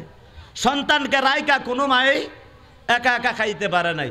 এমনকি এখনো দেখতে পাওয়া যায় ঈদের সময় যখন হয় বাড়িতে ঈদের নামাজ পড়া যাইতে হয়, ঈদগাহ মাঠে জুম্মা পড়ায়, ঈদের নামাজ পড়াইয়া জামাত পড়াইয়া, কিন্তু যাইয়া দেখি যে মা সবাই আনন্দ ফুর্তি করছে, খাইছে, সেমাই খাইছে, পিঠা খাইছে, সব খাইছে, কিন্তু মা খায় নাই। মা রাইখা দিছে। আমার সন্তান আসবে, আসতেছে, ফোন দিছে, আসতেছে, সুতরাং আমার সন্তান যতক্ষণ আসবে না আমিও খাবো না, আমার সন্তানকে নিয়ে খাবো। জোরে বলি সুবহানাল্লাহ। মার কত দয়া, কত মায়া। সুতরাং তাকাইয়া দেখেন ওই যুবক বললেন, হুজুর আমি যখন তাকাইয়া দেখি আমার স্ত্রী ভালো পায় না, আমি তখন কি করলাম জানেননি? আমি আলাদা ঘর বানাইয়া আমার মাকে দিয়া দিলাম আলাদা থাকার জন্য, আলাদা থাকে। তারপরেও মার বিরুদ্ধে বিচার দেওয়া বন্ধ করে না। কোনো এক সময় আমি ব্যবসা করার জন্য বিদেশ বাড়িতে যাইতাম, বাহিরে যাইতাম। এবার আমার স্ত্রীকে বললাম, আমার মাকে কিন্তু তুমি দেখশন কইরো। আমার স্ত্রী মুখটা মুরসা দিয়া চেহারাটাকে ঘুরাইয়া ফেলছে। তারপরও মার কাছে বিদায় নিয়া আমি চইলা গেলাম ব্যবসার জন্য। ব্যবসা করার পর 3 মাস পরে আমি যখন বাড়ির মধ্যে আসলাম, বাড়িতে আসার পর আমি সর্বপ্রথম আমার স্ত্রীর ঘরের মধ্যে গেলাম। ঘরের মধ্যে যাইতে তাকাইয়া দেখি ঘরের দরজাটা বন্ধ। আমি আসবো জানার পরও দরজাটা বন্ধ করে রাখছে। ঘরের মধ্যে দরজায় গেলাম, দরজার মধ্যে গিয়া যখন বললাম বিবি দরজাটা খোলো, ঘরের ভিতর থেকে দরজাটা আটকাইয়া বলে না না না, যতক্ষণ পর্যন্ত তোমার মার বিচার করো নাই ততক্ষণ পর্যন্ত আমি দরজা খুলবো না। জোরে বলুন নাউজুবিল্লাহ। বিয়াদবের তামসা দেখুন, বিয়াদবের খাসলত দেখুন। এবার ডাইকা বলে কি হইছে, কি হইছে? বলে তুমি যখন চইলা গেছো তোমার মা আমাকে শান্তি দেয় না, শান্তি দেয় না, আমাকে নির্যাতন করেছে, আমাকে গালিগালাজ করছে, আমাকে বাড়ি থেকে বাহির করে দে। সুতরাং তোমার মার বিচার যতক্ষণ পর্যন্ত করো নাই ততক্ষণ পর্যন্ত ঘরের ভিতরে দরজা খুলিয়া দেব না। এবার যুবক ডাইকা বলে, হুজুর আমার রাগ উঠে গেছে, কারণ তখন সময় বাহির থেকে আমি আসছি মেজাজটা এমনি করা। কারণ যখন কোনো মানুষ ব্যবসা বাণিজ্য করে ঘরের মধ্যে যায় মেজাজটা একটু চড়া থাকে, মেজাজটা যে করা থাকে। বাহির থেকে কাম করে যখন যাই ঘরের মধ্যে মেজাজটা এমনি করা থাকে। কেউ যখন কোনো কিছু বলে তখন টুস করে রাগ উঠে যায়, ঠিক কিনা জোরে বলুন। বলে এই অবস্থায় আমাকে যখন ওই রকম ভাবে নালিশ করতে আরম্ভ করলো আমি টিকতে পারলাম না, আমি বেয়াদব সন্তান টিকতে পারলাম না। তখন আমি ঘরের মধ্য থেকে দরজার একটা বেন্দা হাতের মধ্যে লইলাম। বেন্দা চিনেন? লাঠি চিনেন? আগের জমানায় আপনার বাঁশের দরজা ছিল, বাঁশের দরজার মধ্যে এমনি বেন্দা লাগাইতো। আমরা বিবাড়িয়ার অঞ্চলে মানুষে কই বেন্দা, বেন্দা। আপনারা কি কন? বাঁশ, ঠিক কিনা? বেন্দা। এইরকম একটা বেন্দা লাগাই। এবার যুবক ডাইকা বলেন, হুজুর ওই বেন্দাটা আমি হাতের মধ্যে লইলাম, লইয়া মায়ের ঘরের দিকে দৌড় মারলাম।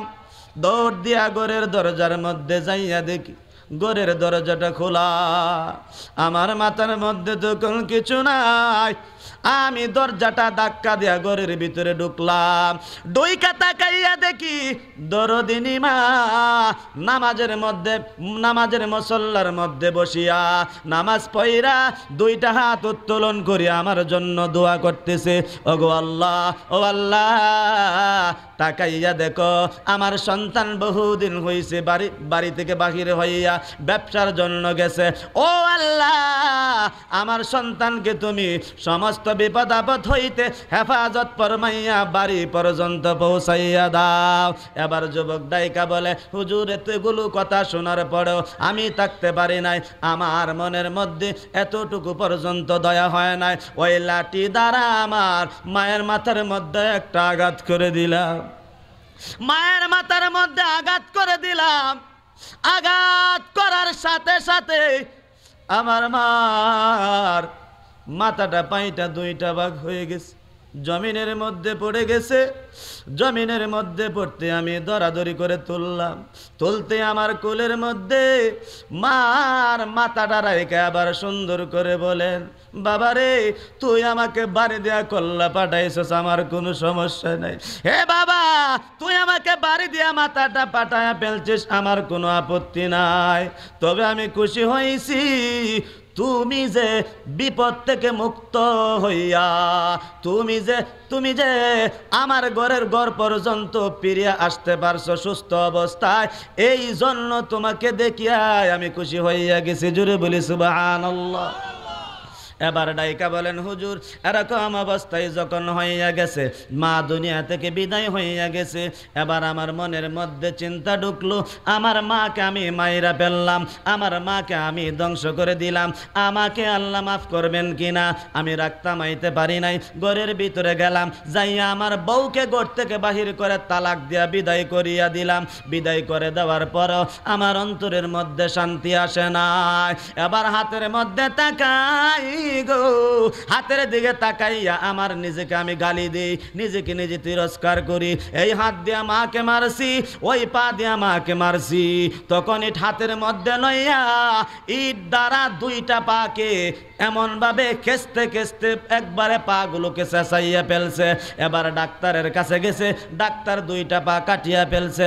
কিছুদিন পরে এবার আর একটা হাতকে এমন ভাবে ইট দিয়া বাইরাইয়া সেচ্চা ফেলছে। ডাক্তারের কাছে গেছে, ডাক্তার এও হাতটাও কেটে ফেলছে। এবার আর একটা হাতকে বাইরাইয়া পাথরের সাথে বাইরাইয়া হাতটাকে চেঁচিয়া ফেলছে। ডাক্তার এ হাতটাকেও কেটে ফেলছে। হুজুর ওই হাত পা আমি হারাইয়া মক্কা নগরীর মধ্যে আসিয়া কাবা শরীফ তওয়াফ করতে আসি। একদিন নয়, দুই দিন নয়, আজকে থেকে 12 বছর পর্যন্ত আমি কাবা শরীফ তওয়াফ করতেছি। হুজুর আপনি আমাকে একটা সান্ত্বনা দেন, এতবার তওয়াফ করিয়া আমার মার জন্য আমি দোয়া করতেছি, আল্লাহর কাছে মাফ চাইতেছি, আল্লাহ রাব্বুল আলামিন আমাকে মাফ করবেন কিনা। এবার আল্লাহর ওলি ডাইকা বলে, এরে বেয়াদব সন্তান, তুই বড় কপাল ফোরা, তুই বড় কপাল ফোরা। হে বেয়াদব সন্তান, তুই তোর মার সঙ্গে এত বড় বেয়াদবি করিয়া এইরকম ভাবে বেয়াদবি করিয়া তুই 12 বছর কেন, কিয়ামত পর্যন্ত যদি হজ কর, কিয়ামত পর্যন্ত যদি কাবা শরীফ জিয়ারত কর, কাবা শরীফ তওয়াফ করস রে, এই কপাল ফোরা তোর একটা হজ আল্লাহর দরবারে কবুল হবে না। জোরে বলি নাউজুবিল্লাহ। হ্যাঁ কপাল ফোরা, আর হজ করতে হবে না, যা চইলা যা, বাড়িতে চইলা যা, তোর মার কবরের পাশে যা, ওই কপাল পুরা তোর মার কবরের পাশে যাইয়া কানতে থাক, আর মার জন্য দোয়া করতে থাক। হয়তোবা তোর কান্নার কারণে মার অন্তরটাকে আল্লাহ খুশি কইরা দিতে পারে, আল্লাহ কুদরতি ভাবে মার রুহুটাকে আল্লাহ খুশি কইরা দিতে পারে। আর যদি আল্লাহ রাব্বুল আলামিন তোর মার রুহুটাকে তোর উপর খুশি কইরা দে, তাহলে একমাত্র মাপ পাইতে পারিস, আর না হয় কিয়ামতের ময়দানে জাহান্নাম ছাড়া তোর কপাল আর কিছুই জুটবে না। জোরে বলুন ঠিক কিনা। তারপরেও মার সাথে বেয়াদবি করবেন, তারপরেও বেয়াদবি করবেন। আজকে ওয়াদা করতে পারবেন তো? দেখি কার সাহস আছে, যাদের আম্মা আব্বা আছে তারা হাত তুলে আজকে ওয়াদা করেন, আল্লাহ আজকে থেকে ওয়াদা করলাম জিন্দেগিতে আর কোনোদিন মাকে দমক দেব না। আপনার আর আওয়াজ নাই, বোঝা যায় আপনারা মুড়ে মুড়ে মনে হয় দমক দেওয়ার নিয়ত। তাহলে আওয়াজ দিয়া বলেন, আল্লাহ জিন্দেগিতে আর কোনোদিন মা বাবার সাথে বেয়াদবি করব না। আল্লাহ কবুল করুক, বলুন আমিন। আল্লাহ যেন আপনাদের এই ওয়াদাটাকে রক্ষা করার তৌফিক দান করেন, বলুন আমিন। ভাই মা কত কষ্ট করেছেন আমাদের জন্য, বাবাও কত কষ্ট করেছেন আমাদের জন্য। এমনি কি আল্লাহ ঘোষণা দিয়েছেন যে মা বাবার সাথে দমকের সুরে কথা বলবে না, উফ শব্দ পর্যন্ত বলতে পারবে না? এটা কি এমনিই বলেছেন? তার কারণ কি? বলে মা তোমাকে কষ্টের পর কষ্ট করে লালন পালন করেছে। আল্লাহ রাব্বুল আলামিন বলেন ওয়াসাইনাল ইনসানা ওয়াসাইনাল ইনসানা বিওয়ালিদাইহি ইহসানা হামালাতহু উম্মুহু ওয়াহনান আলা ওয়াহনিন। আল্লাহ রাব্বুল আলামিন বলেন আমি প্রত্যেকটা সন্তানকে, প্রত্যেকটা মানুষকে জোর নির্দেশ দিয়েছি, জোর আদেশ করেছি তারা যেন মার সঙ্গে বাবার সঙ্গে ভালো ব্যবহার করে। কারণ মার সঙ্গে যেন ভালো ব্যবহার করে, কারণ মা তাকে অনেক কষ্ট করে গর্ভধারণ করেছে। ঠিক কিনা জোরে বলুন? মা একে একে কয়েকটা কষ্ট করেছে, যেই কষ্টটা বাবাও করে নাই। আর বাবা নিজের মাথার গাম পায়ে পেলিয়া, নিজের রক্তকে পানি করিয়া, নিজের হাড্ডিকে গুঁড়া করিয়া সেই কষ্টের পর কষ্ট করে বাবা নিজে না খাইয়া আরামের ঘুমকে হারাম করে সন্তানকে মানুষ বানানোর জন্য মাটির উড়া পর্যন্ত মাথায় নিয়েছে, মাটির উড়া পর্যন্ত মাথায় নিয়েছে, টেরা গাড়ি পর্যন্ত চালাইছে। অনেকের বাবা এরকম আছে কি আছে না জোরে বলুন? কষ্টের পর কষ্ট করে আমাদেরকে লালন পালন করছে। সুতরাং সেই মাকে কেমনে কষ্ট দিবা, বাবাকে কেমনে কষ্ট দিবা? মা কত কষ্ট করেছেন তার সামান্য একটু নমুনা আপনাদেরকে শোনাই। আল্লাহ রাব্বুল আলামিন যখন মায়ের রেহেমের ভিতরে সন্তানকে আল্লাহ রাব্বুল আলামিন বড় করেছেন, সংক্ষিপ্ত আকারে বলতেছি, বড় করেছেন, একটা টাকচার বানাইছেন, টাকচারটাকে একটা চামড়ার ছাউনি দিয়া একটা বেষ্টনী দিয়েছেন, ফাঁকা ছাউনাল ইদামা লাহমা, যে একটা চামড়ার ছাউনি দিয়া বেষ্টনী দিয়েছেন, দিয়া একটা টাকচার, এই টাকচারের ভিতরে যখন আল্লাহ রাব্বুল আলামিন রুহু দিয়েছেন তখন ওই মায়ের পেটের ভিতরে সন্তান নড়ানড়ি আরম্ভ করছে। তখন দেখা যায় কুনি লড়ায়, এই কুনি লড়ায়, হাত লড়ায়, মাথাটা ডুসি মারে, পা দা লাথি মারে। বলেন জায়গাটা কোন জায়গা? মায়ের পেটের ভিতরে। কোথায়? মায়ের পেটের ভিতরে। আপনি আমি সবাই সেই রেহেমের মধ্যে ছিলাম, সেই জগতের মধ্যে ছিলাম, সবাই ওই রকমভাবে মায়ের পেটের ভিতরে থাকার সময় মাকে অনেক কষ্ট দিয়েছি। কেমন কষ্ট তাকায়া দেখেন। মার রেহেমের ভিতরে যখন এমন ভাবে আল্লাহ রাব্বুল আলামিন একটা টাকচার বানাইয়া রুহু যখন ঢুকাইয়া দিয়েছেন টাকচারের ভিতরে, তখন মানুষ হাত নাড়াই, বাচ্চা পা নাড়াই, হাত দ্বারা যখন নাড়াই বুকের মধ্যে লাগে, পা যখন নাড়াই তখন বুকের মধ্যে লাগে, পেটের বিভিন্ন জায়গায় লাগে। লাগার কারণে মার অনেক কষ্ট হয়। অনেক সময় দেখা যায় মা যখন ঘুমাইতে যায়, সবাইকে খাওয়াইয়া মা যখন বিছানার মধ্যে ঘুমাইতে যায়, স্বামীকে নিয়ে ঘুমায়, স্বামী ঘুমাইয়া গেছে, এবার দেখা যায় স্ত্রী ঘুমায় না, বালিশের মধ্যে মাথা দিতেই সন্তান পেটের ভিতরে লাথি মাইরা দিছে, পেটের ভিতরে ব্যথা উঠে গেছে, মা ঘুমাতে পারে না ঘুমাইয়া মা আবার ওইটা গেছে। মা ঘুম থেকে উঠিয়া পালার মধ্যে দরিয়া কান্দে, চোখের পানি ছেড়ে ছেড়ে গাল বাসাইয়া কান্দে, দাঁড়াইয়া কান্দে, দেখে মায়ের শান্তি লাগে না, তখন আবার বসিয়া যায়, বসে যাওয়ার পরও তাকাইয়া দেখে তখনও শান্তি লাগে না, আবার যাইয়া ঘুমায়, তারপরও শান্তি লাগে না। এমত অবস্থায় মা একদিন নয়, 2 দিন নয়, প্রায় 10টা মাস 10 দিন পর্যন্ত এইরকম ভাবে মা ঘুমাইতে পারে নাই, মা ঘুমাইতে পারে নাই। 1 ঘন্টা 2 ঘন্টা নয়, এমনকি দেখা যায় কোন রাত্রে সারা রাত পার হইয়া যায়, মা ঘুমাইতে পারে নাই। এমত অবস্থায় 10 মাস 10 দিন যখন শেষ হইয়া যায়, আর তখন প্রসবের জন্য গনাইয়া আসে, সন্তান প্রসব হবে সময়টা গনাইয়া আসে, মায়ের অন্তরের মধ্যে তখন চিন্তা জাগে, মায়ের অন্তরে চিন্তা জাগে। ওই যেই সময়টা আসতেছে সময়টা অত্যন্ত বিপজ্জনক সময়, ওই সময় কোনো মা বাঁচে, আবার কোনো মা দুনিয়া থেকে বিদায় হইয়া যায়, কোনো মা দুনিয়ার মধ্যে বাঁচে, আবার কোনো মা দুনিয়া থেকে বিদায় হইয়া যায়। এই চিন্তা যখন মায়ের অন্তরে ঢুকে, তখন মা ঠিক মতে ঘুমাইতে পারে নাই, ঠিক মতে খাইতে পারে নাই।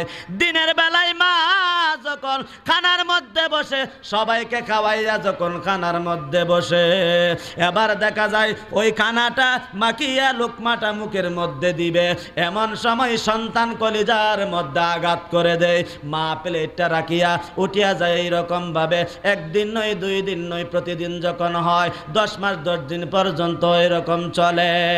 এই জন্য আল্লাহর নবী বলেন মা সারা রাত ঘুমাইতে পারে নাই, সারা দিন খাইতে পারে নাই।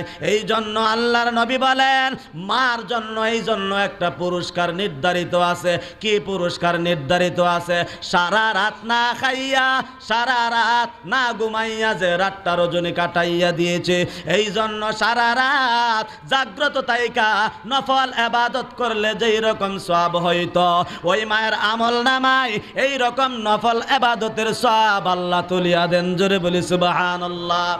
বলে সারা দিন ঘুমাইতে পারে না, সারা দিন খাইতে পারে নাই, খাইতে পারে নাই, খাওয়াইতে যে পারে নাই, না খাইয়া 10 মাস 10 দিন চলিয়া যায়। এই জন্য আল্লাহ রাব্বুল আলামিন সারা দিন না খাওয়ার কারণে আল্লাহ রাব্বুল আলামিন যতদিন পর্যন্ত সন্তান পেটের মধ্যে ছিল অতদিন পর্যন্ত আল্লাহ রাব্বুল আলামিন এতদিন পর্যন্ত রোজা রাখলে যেই সওয়াব হইতো আল্লাহ রাব্বুল আলামিন ওই মায়ের আমল নামায় না খাইতে পারায় আল্লাহ তার আমল নামায় এই 1 বছর 10 মাস 10 দিনের রোজা রাখার সওয়াব তার আমল নামায় দান করিয়া দেন। জোরে বলি সুবহানাল্লাহ।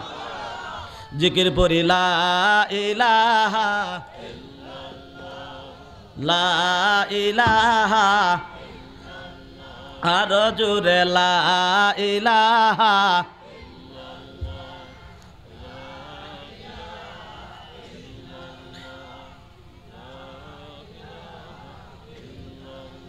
হো লা ইলাহা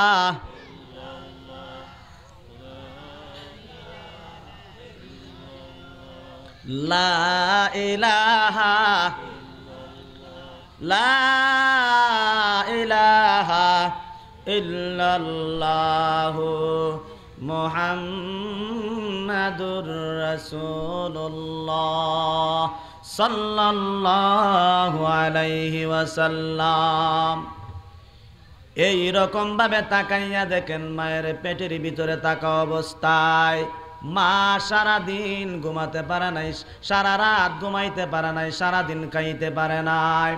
যখন মায়ের প্রসবের সময় গনাইয়া আসে এমনই সময় মা চিন্তা করতে থাকে কেমন ভাবে ওই সময়টা আমি কাটাইব, কেমন ভাবে ওই সময়ের মধ্যে আমি যাইব। আল্লাহ জানে আমাকে আল্লাহ দুনিয়াতে বাঁচাইয়া রাখবেন কিনা, মারিয়া ফেলবেন, দুনিয়াতে থাকতে পারবো কিনা, চইলা যাইতে হবে। কারণ মা শুনতে পায় যে অনেক সময় মা ওই রকম সময় মারা যায়। ঠিক কিনা জোরে বলুন। বলে এমন সময় মা চিন্তা করিয়া যখন প্রসব ব্যথার পূর্ব মুহূর্ত হইয়া যায়, এবার মা দৌড়াইয়া চইলা যায় বাবার বাড়িতে। যাইয়া বাবাকে ডাইকা বলে বাবা কত কষ্ট করিয়া আমাকে লালন পালন করছ, এত কষ্ট করিয়া লালন পালন করছ, আমি তোমার হক ঠিক মতো আদায় করতে পারি নাই।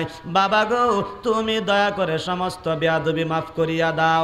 মার কাছে যাইয়া চোখের পানি পালাইয়া কানতে তাকে বেয়াদবি মাফ করিয়া দাও। শ্বশুর বাড়িতে যাইয়া শাশুড়ি মায়ের কাছে যাইয়া বলে মা গো তোমার হক আদায় করতে পারি নাই, আমাকে আল্লাহর হস্তে মাফ করিয়া দাও। স্বামীর কাছে রাতের বেলায় চৌকের পানি চারিয়া, এবার চৌকের পানি চারিয়া চাবিটা হাতের মধ্যে লইয়া, চাবিটা দেখা যায় স্বামীর হাতের মধ্যে দিয়া আবার ডাইকা বলে ও প্রাণের স্বামী গো আমি আপনার ঠিক মতো হক আদায় করতে পারি নাই।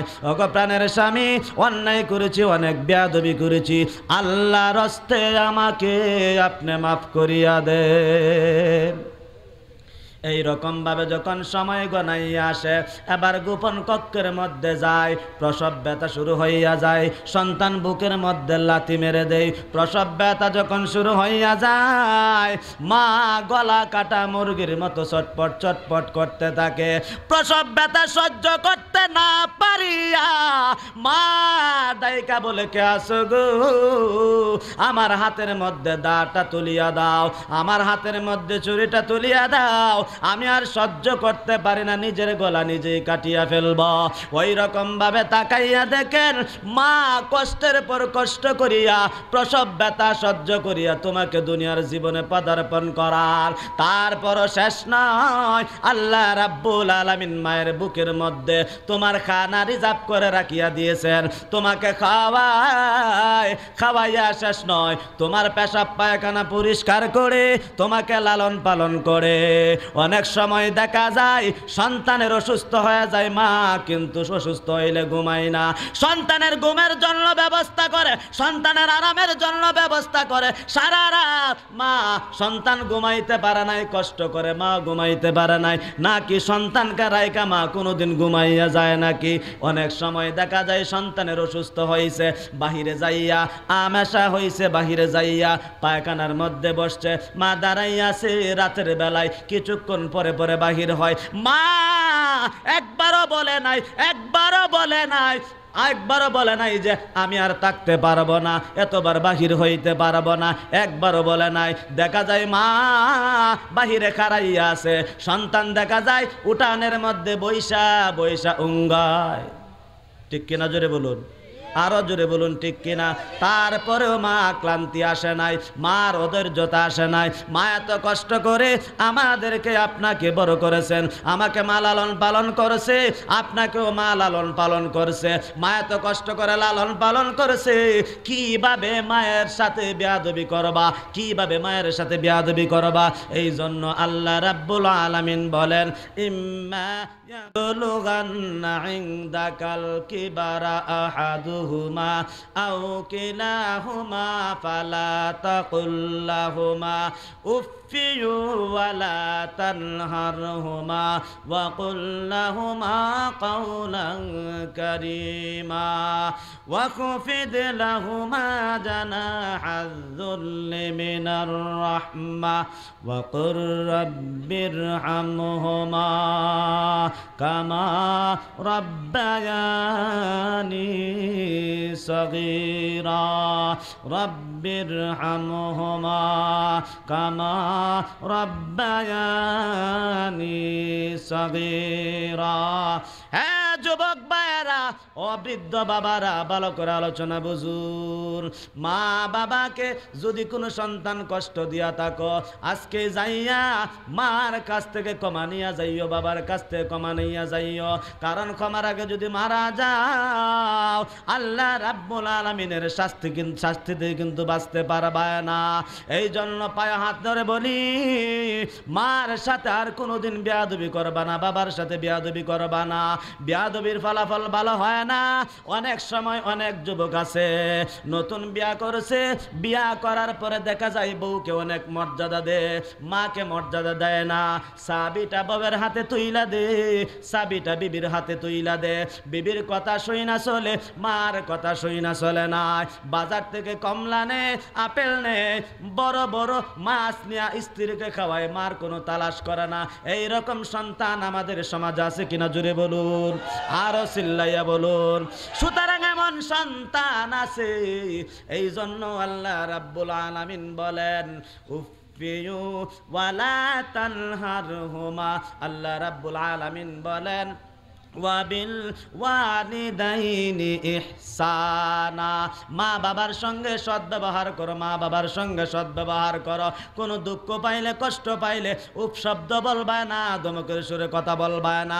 হ্যাঁ যুবক ভাইরা, যারা স্ত্রী পাইয়া মাকে বইলা গেছো, যারা স্ত্রী পাইয়া মার কোনো খবর নাও নাই, তাদের অবস্থা কি রকম হবে? আর একটা ঘটনা বললেই আপনারা জানতে পারবেন। আল্লাহর নবীর সাহাবী আলকামা নামক একজন সাহাবী ছিল। ওই সাহাবীর যখন মৃত্যু অবস্থায়, এমন সময় তার স্ত্রী দৌড়াইয়া নবীর কাছে আসছেন। নবীর কাছে আইসা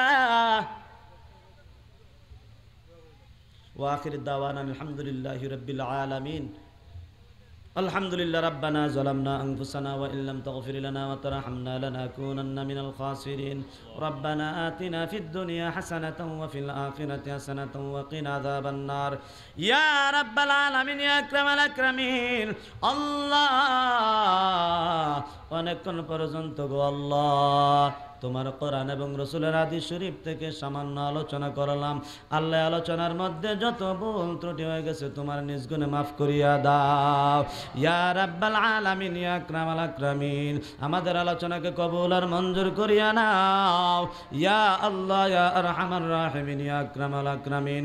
ওই আলোচনাকে জড়িয়া করে আল্লাহ আমাদের জিন্দা মুর্দা সবাইকে মাফ করিয়া দাও ইয়া রাব্বাল আলামিন। এখানের মধ্যে সব চাইতে বেশি গুনাহগার হইলাম আমি আল্লাহ, আমি গুনাহগার। তোমার অনেক নেককার বান্দাদেরকে নিয়ে হাত তুলিয়াছি গো মাবুদ।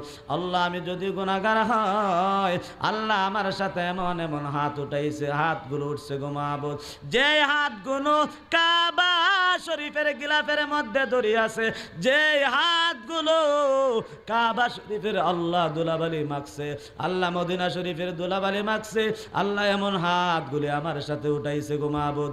আল্লাহ এমন হাত উঠাইছে যাদের দাড়িগুলো সাদা সাদা হইয়া গেছে।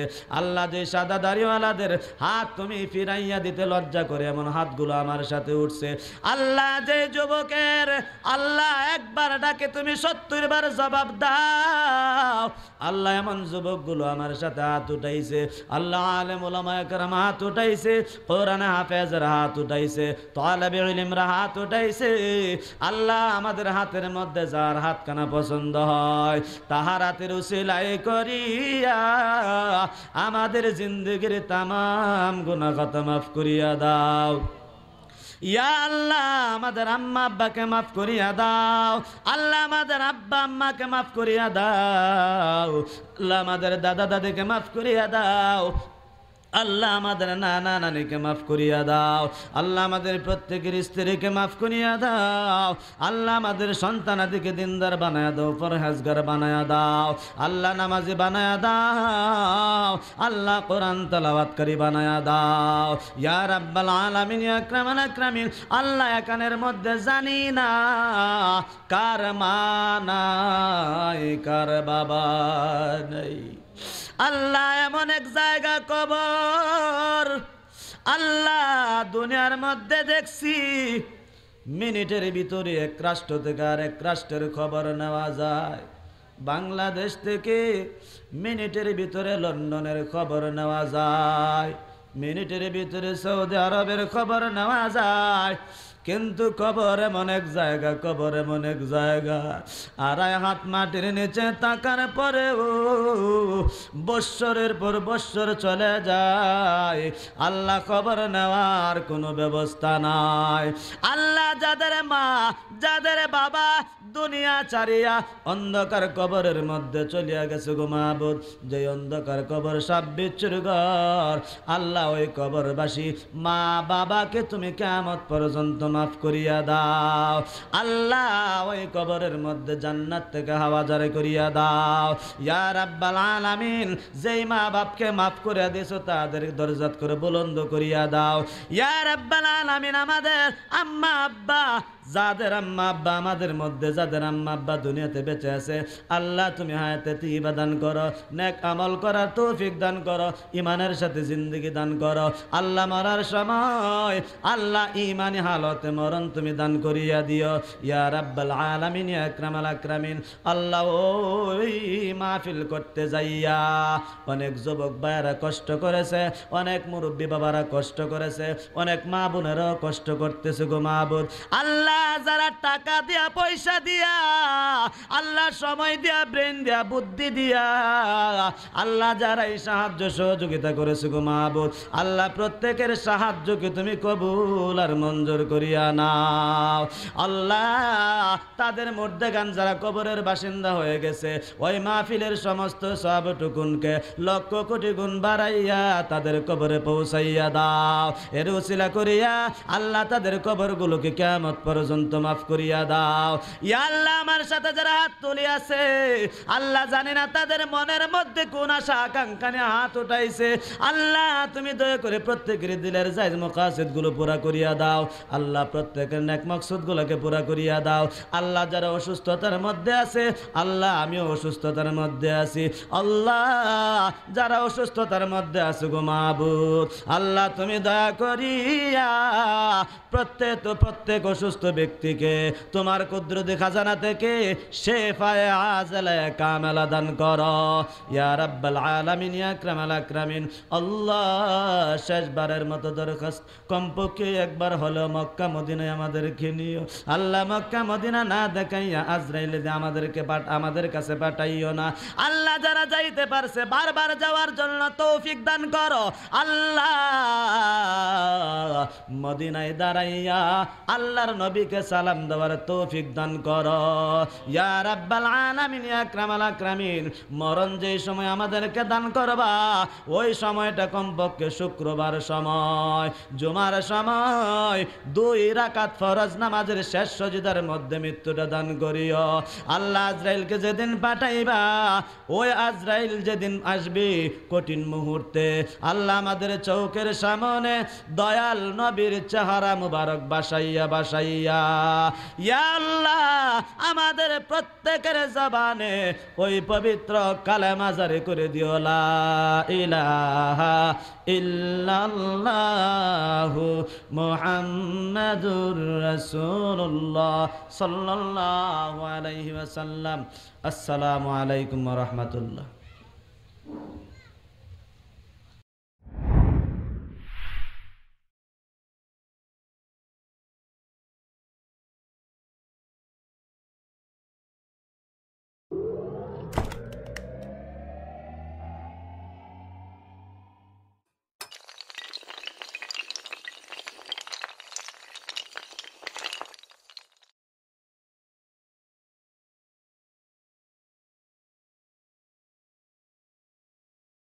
আসসালামু আলাইকুম ওয়া রাহমাতুল্লাহি ওয়া বারাকাতুহু। সম্মানিত মুসলিম ভাই ও বোনেরা, আদর্শ জীবনের পক্ষ থেকে আপনাদেরকে স্বাগত জানাচ্ছি। ভিডিওটি দেখার জন্য আপনাদেরকে আন্তরিক ধন্যবাদ জানাচ্ছি। আশা করি আমার এই ভিডিওটি আপনাদের অনেক ভালো লেগেছে। আমার আরও নতুন নতুন ইসলামিক ওয়াজের ভিডিও দেখতে হলে দয়া করে আমার চ্যানেলটি সাবস্ক্রাইব করুন। সাবস্ক্রাইব করলে অটোমেটিকলি আমার ভিডিও আপনাদের কাছে চলে যাবে। প্লিজ লাইক, কমেন্ট এবং শেয়ার করে আমাকে মতামত জানিয়ে উৎসাহিত করবেন। জাযাকুমুল্লাহ খাইর।